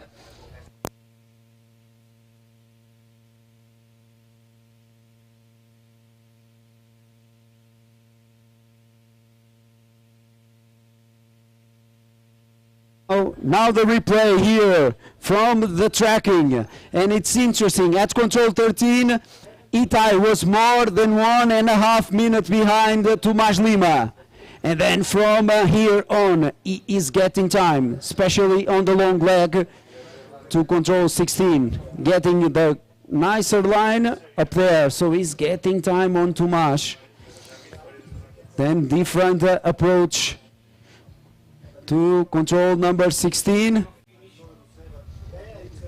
And they are getting there really close to Tomás Lima. Really close to Tomás Lima, but in the end, the leading time right now is for Tomás Lima, 4 seconds faster than Itai Manor. So the current top 3 in the men elite class. First position for Tomás Lima, 1:32.59. Second position for Itai Manor, 1:33.03. And third position for Timofey Teremetsky, 1:42.28. The top 3 in the men elite class. In the meantime, also into the finish, pretty soon we will expect Katrina Kroptinska from Ukraine. She will go to the TV control in a few minutes and then into the finish, and I think that this will be for sure the new second best time in the women elite class.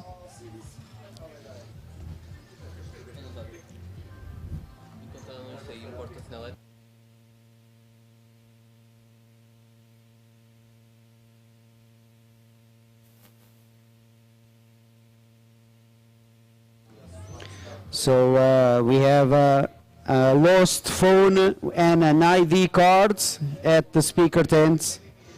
Maria Dolores Ramon, I think, from Barcelona. Maria Dolores Ramon.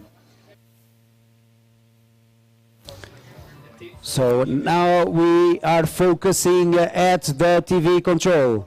Now we are focusing at the TV control. We are waiting for Katerina Kroplivska from Ukraine. So Katerina.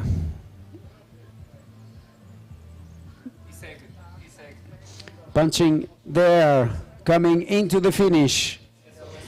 This will be a new second best time in the women elite class for Katerina. So Katerina is running into the new second best time.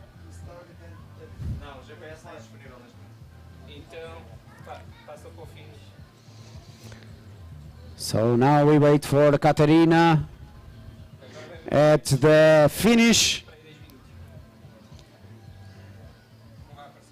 And then we have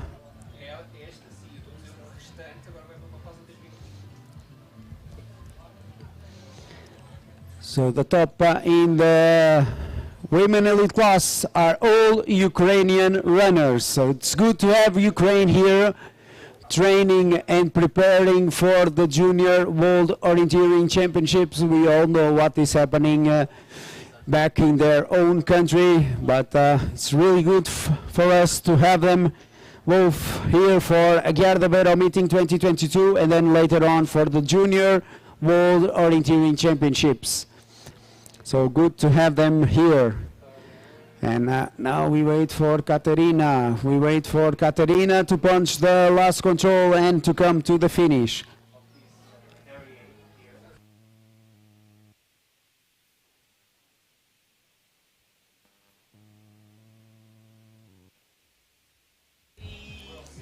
So now Katerina on the running. Katerina Kropinska at the running into the finish and into second place in the women elite class.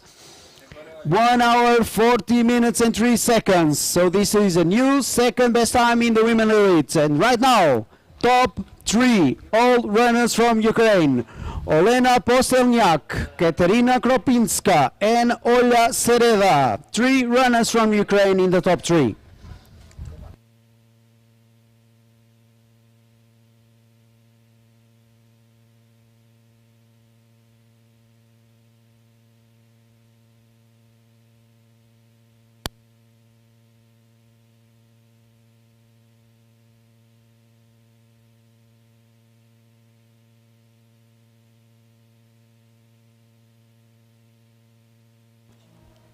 Now we have the live tracking.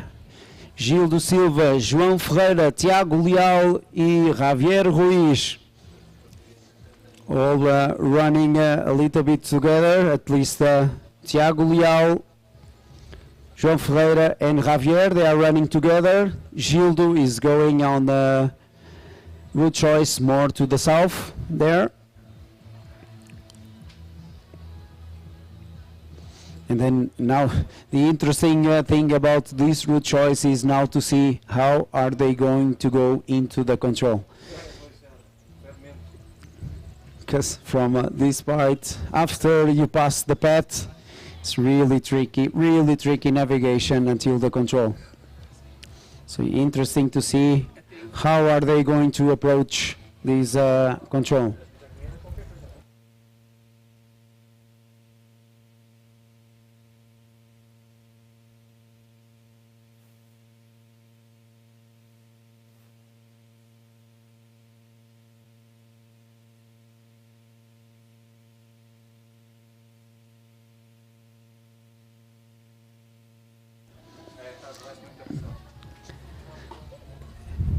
Entretanto, também João Novo a picar o segundo ponto de rádio, 1h 23:29, posição 22 para o atleta do Clube de Orientação do Minho.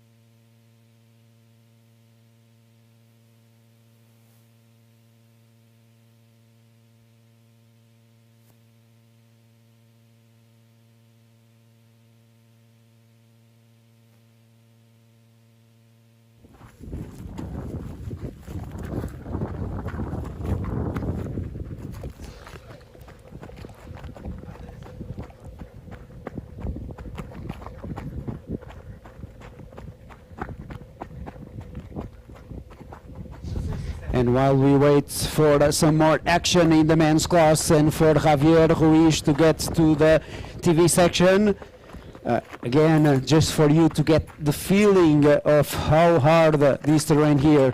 Now you see the control from 16 to 17, where the Javier will go in a few minutes.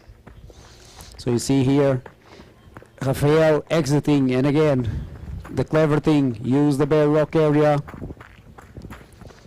Then avoid the cliff there.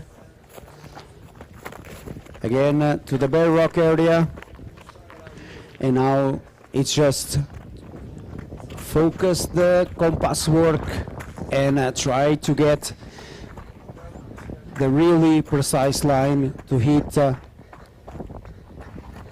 passage between the cliffs. So we passed the rocky area there. Now you can see the passage through the cliffs right there. So he hit it quite nicely. And now around the cliff, and from here you can see the start flag. So this is what it would be. It's going to the leg that Javier is going to do right now in a few minutes. So he's adding to control 16, and then you will do exactly the leg that we have shown you on the pictures.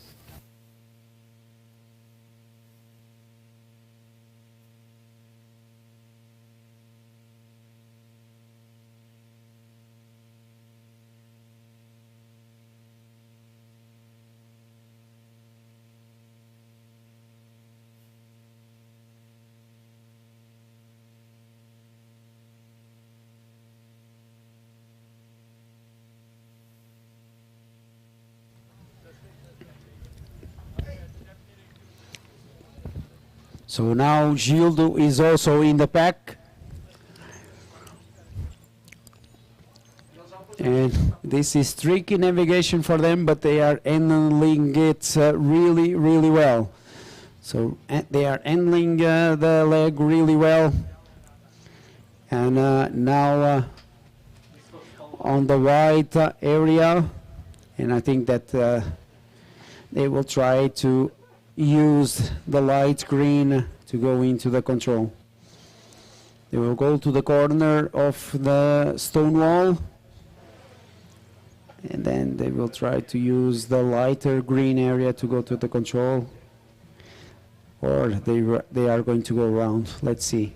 But I think that the route choice from here, they are navigating quite well, so they will use the light green area and then into the bare rock area, and then they get the control.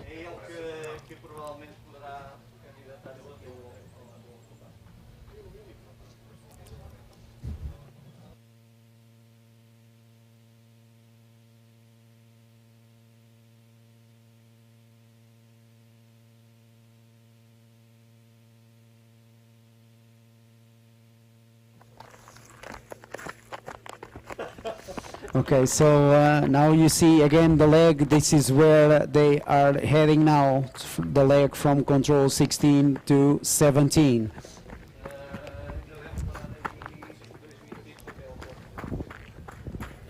And they will use for sure this bare rock area. And here you have two choices. Once you are in the bare rock area, you can either do the route choice that Rafael will do. So after the stone, he will go to the passage between the cliffs, or you can go north from the cliff and go approach the control from north to south. Of course, this is the easiest route choice, and then it will give you the direction that you need to exit the control tower, the control 18. So now this is exactly the place where they are right now, and they are doing exactly the route choice that you saw in the pictures. So they will go between the two cliffs and then up north to control 18. So this is Javier and João Ferreira. And Javier is running for the victory, that's for sure. He is running for the victory. At control 17, we have the last radio control in the men's course. The leading time right there for Tomás Lima is 1:27.36. And Javier Ruiz has punched right now, as you can see on the GPS tracking, 1:22:31. So 5 minutes and 5 seconds faster than Tomás Lima. So he is coming to the victory. He is coming to the victory, that's for sure.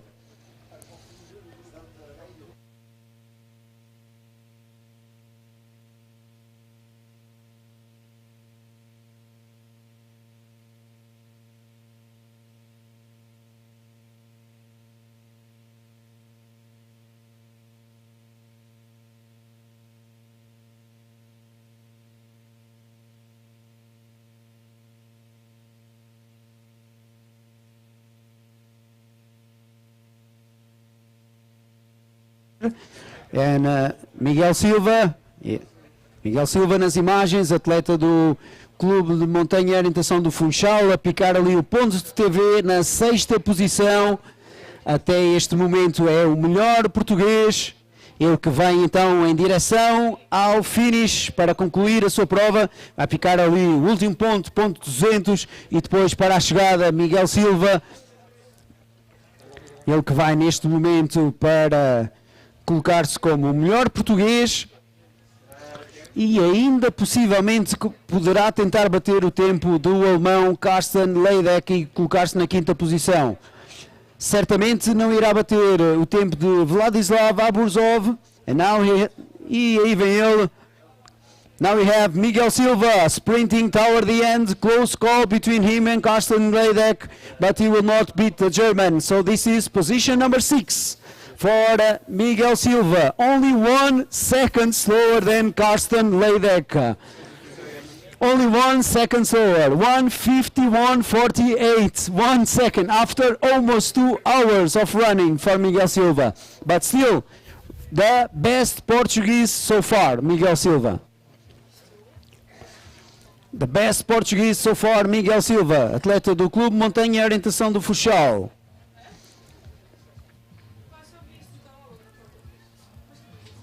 So nice line for Miguel Silva, former runner from the Portuguese national team. He has been representing Portugal at several World Orienteering Championships. Now just enjoying orienteering, that's the most important thing, just enjoy it. And also pretty soon we will have Javier Ruiz. He will be the winner today. He will be the winner. Javier Ruiz will be the winner today. That's for sure. Now we got the pre-running, so pretty soon we will have him at the team.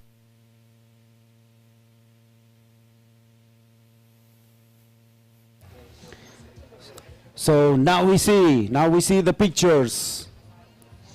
And we are waiting for Javier. I think I saw him. Yes, he is. Here indeed. Here he comes. Here he comes, Javier. Here he comes, Javier.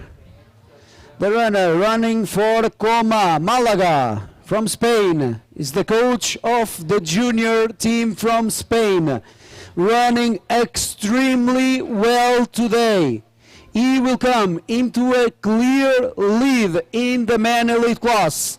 1 hour, 26 minutes running time, almost 27 minutes running time for Javier Ruiz. He will be the winner in today's long distance race in the men elite class.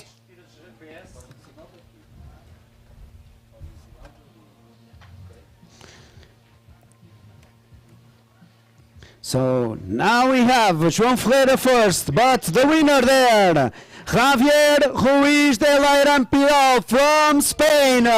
Vamos España! The winner! Big hand of applause for Javier. The winner of today's long distance race.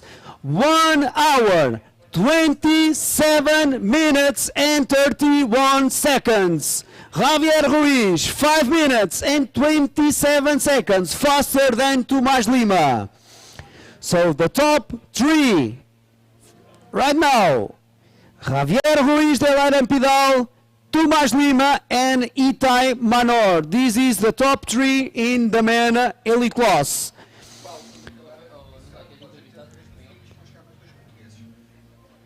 And now we wait for Tiago Leal. E agora esperamos pelo Tiago Leal. O Tiago, aí vem ele, Tiago Leal, juntamente com Gil Silva, e o Tiago que se vai colocar na posição número 4, posição de melhor português, na prova de distância longa 2, 1 hora, 40 minutos e 25 segundos para Tiago Gingão Leal, 12 minutos e 54 segundos mais lento do que o espanhol Javier Ruiz de Lairam Pidal, do Coma, Málaga, Espanha. So the big question right now is, what will Ilian Angeli do? So that's the big question today.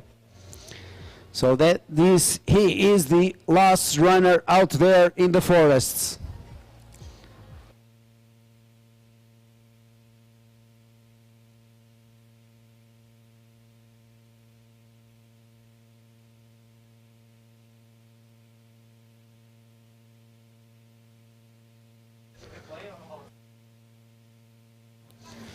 So again, right now, the last runner before we close the streaming for today is Ilian Angeli. He is on his way to the last radio control. Still in a podium contention. He will not beat the time of Javier Ruiz, but still possible for a podium position.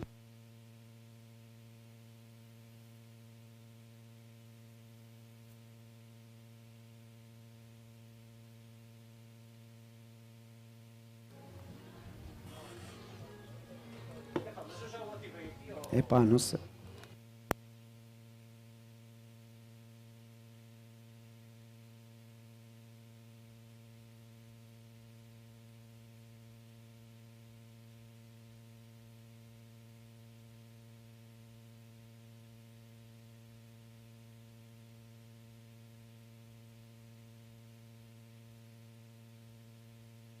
The replay of the current top 3 at the finish. Javier Ruiz de Lairam Pidal, Tomás Lima and Itai Manor. This is the top 3 guys at the finish right now. So you see at the beginning they were running pretty much the same speed.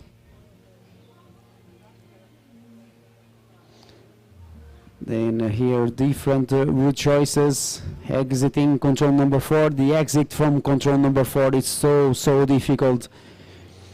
And then Javier Ruiz with his really brave route choice. You need to be really good navigating to do this route choice quite fast. And then going all around there. So this you need to be really good, because it seems that the route choice going to south is clearly fastest. So here again, Tomás Lima and Javier, they are running pretty much the same speed.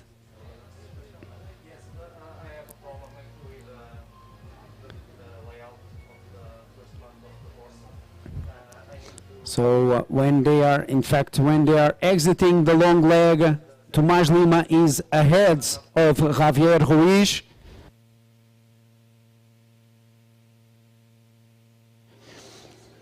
Javier Ruiz is behind when exiting the control number 10, but then he takes this south route choice that for me it's the fastest. And then he uses really well these small tracks there. Then he's moving from track to track, and then again to the track south of control 11, and he approaches control 11 from the south. So it's a really clever route choice here, and as you can see, he's gaining here more than 1 minute over Tomás Lima for sure on this route choice. And then from here on, he starts to pick up some more time. In the end, he is in the lead with more than 5 minutes gap to Tomás Lima.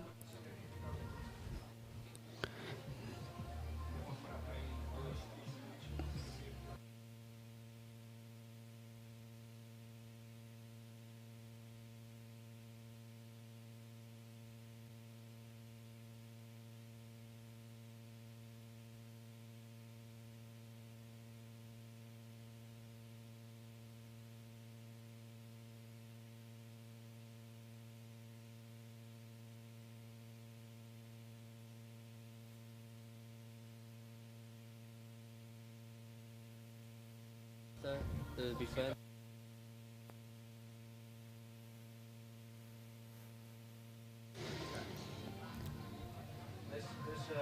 So here is where Tomás Lima is going to lose a lot of time on the approach to control 16. So he's going around there and then into the green. Oosh. And then out of the green. So he loses a lot of time. You notice that Itai is well behind and is nearly catching Tomás Lima. So it's all about the control number 16 for Tomás. That's where he has lost the big time gap to Javier Ruiz. Now we are just waiting for Ilian Angeli. In the images we found, we have a Wijloit.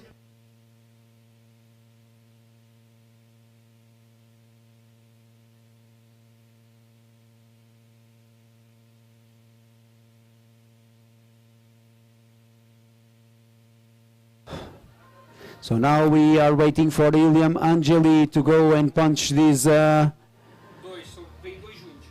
TV control before coming here into the finish. Now we have Ilian. Now we have Ilian Angeli running forward and Suunnistajat Finland. And it's 1 minute for him, less than 1 minute for him to come into position number 2. So again, it was a really big time lost in the beginning of the race for Ilian Angeli. Did a big mistake, but from there on, he's running really well. He's running really well, and it's still possible for Ilian Angeli to come into position number 2. It's going to be so tight between Ilian Angeli and Tomás Lima. The time is running for Ilian. The time is running for Ilian Angeli. He is battling for position number 2. Here you have it. Here you have Ilian Angeli. It's going to be down to the second between Ilian and Tomás Lima. It's going to go down to the second. And he punches right there. 1 hour, 32 minutes and 54 seconds. New second best time for Ilian Angeli. 5 seconds faster than Tomás Lima.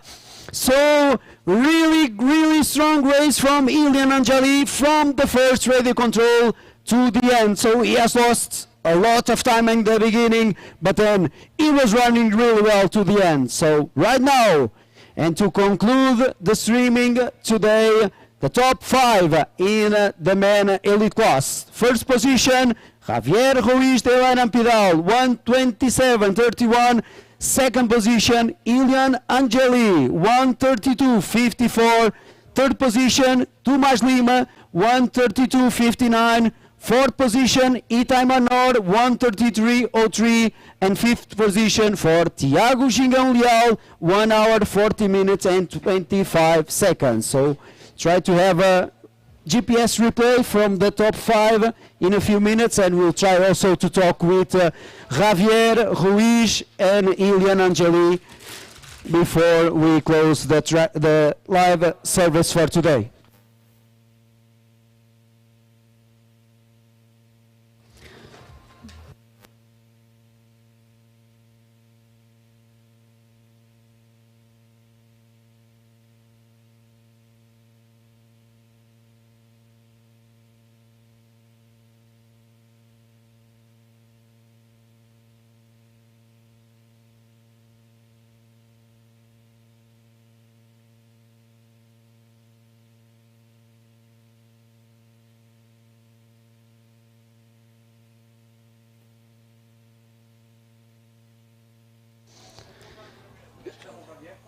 So the replay of the GPS from the top 5 in today's long distance race. So Tiago Leal with a strong start of his race, but having some troubles passing the green over there, and then already losing a lot of time to control number 2, but he was clearly running really high tempo. And Ilian Angeli, you see Ilian back there. So really poor route choice to control number 2 from Ilian Angeli. and look how much he is behind, and he will get all the way to second position. Again, another big mistake from Ilian Angeli there to control number 4. So he is so much behind. He's so much behind after control number 4. So the leading pack over there, maybe around more than 5 minutes in front of Ilian Angeli. And now Ilian is bouncing back, and we already saw the good route choice from Javier Ruiz, taking the route choice to the south. Like I told you, for us, this is the best route choice to this control 11, since it's not allowed to run on the track there. And now let's see what Ilian Angeli did. So Ilian Angeli making an intermediate route choice,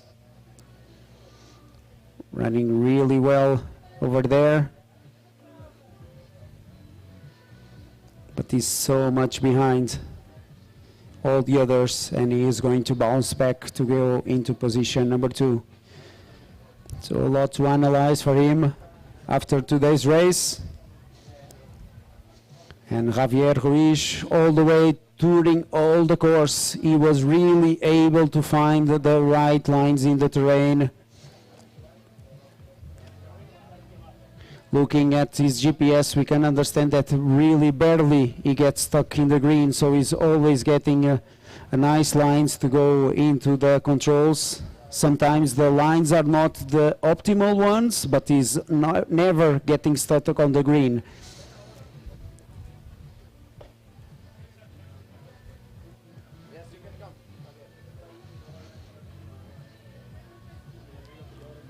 So now I'm really curious about the route choice of Ilian to control number 16, because for sure that was the route choice that put him into second position, and I haven't seen it before.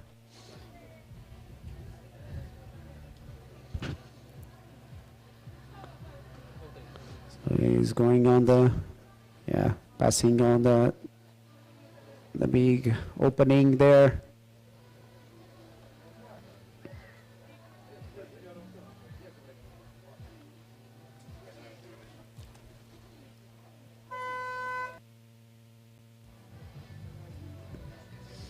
And then getting the good clearings there on the green, and on this last part of the course, he was clearly stronger than the other ones. And he made it all the way to second position in the end. So now we have Javier Ruiz here with us. Javier, long distance, really long distance race today. Yeah, it was very tough. But amazing map, but the hot is quite hard to manage here. Yeah, and again, like I told Patricia Toledo, the Spanish team has been training here for a lot of times. So you have been training in mainly all the other maps we have around here. But this terrain today is something else. Yeah, I think it's wonderful. I think this is what I expect for Jai World Championship. So I like to match this terrain. I've been running since the first ABOM Championship, and for me it's my favorite terrain in the world. And I have the possibility to train here as much as you organize championship here. So for me, prepare this championship with my athletes is a dream, and I enjoy like them running here and competing with the best runners in the world. And for them, if I was a young Spanish guy preparing for this championship, having my coach performing so well today, this will be an inspiration for them. I hope so. They are tougher than me, they are stronger, but they have to read the map more carefully to try to beat me. And today it was all about map reading. Yeah, I think so. I like it too much because for me it was impossible to read long routes until the 4 control because the maps was so tricky and you have to be very focused on what you are and where are you passing. And I have the feelings of a middle distance until the fourth, then the long one to the 5. I can run in a path a little bit more, and I can see. I try to planify the rest of the course, but sometimes you have the feeling of middle distance. Yeah, but on that leg to control number 5, you were really brave, because on the middle of the leg you were really navigating on the terrain, because everybody else was using the paths more to the south, yeah. And you were really navigating, and you need to be really good to do that leg like you did it. Yeah, I feel very confident in this terrain because I train a lot with my junior team. Also because I didn't train as I used to train when I was in the Spanish team. So I have to save energy as much as I can.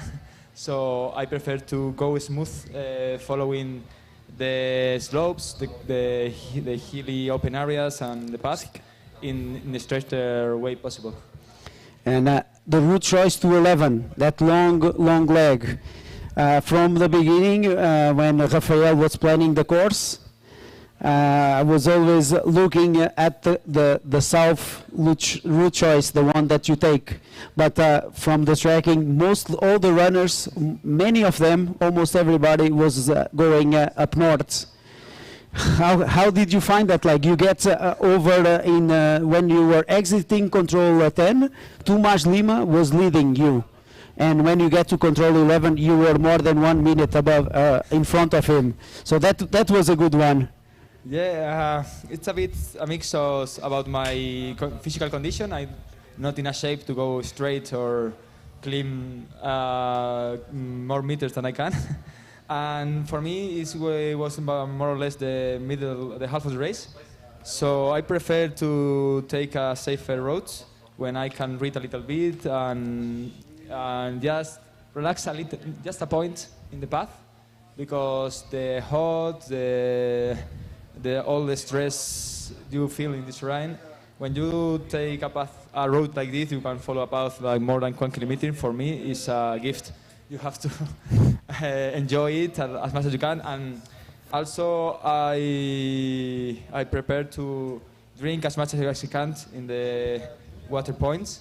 So I saw like I can pass by 2 water points. So I just stop, drink a little bit, one to my head, and continue, because the hot here is a very, very important element you have to take in account if you want to finish the race properly. Okay, so again, really well done from you today, and good luck for tomorrow. World Ranking Events race tomorrow. Yeah, I hope tomorrow I can perform like today. Okay, congratulations. Thank you and very much good luck for tomorrow. Thank you. Bye-bye. Okay, so we will now conclude the stream for today. Again, tomorrow we will start the live service at 9:30. So be sure to follow us online.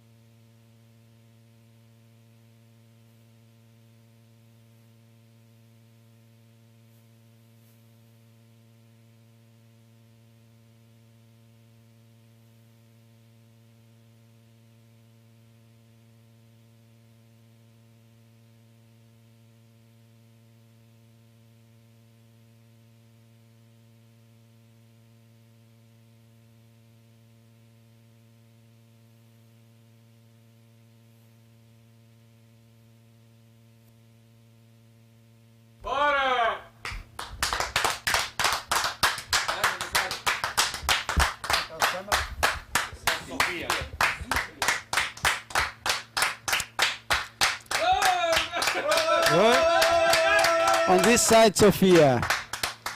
So Sofia running for Ori-Estarreja, now finishing her course in women elites.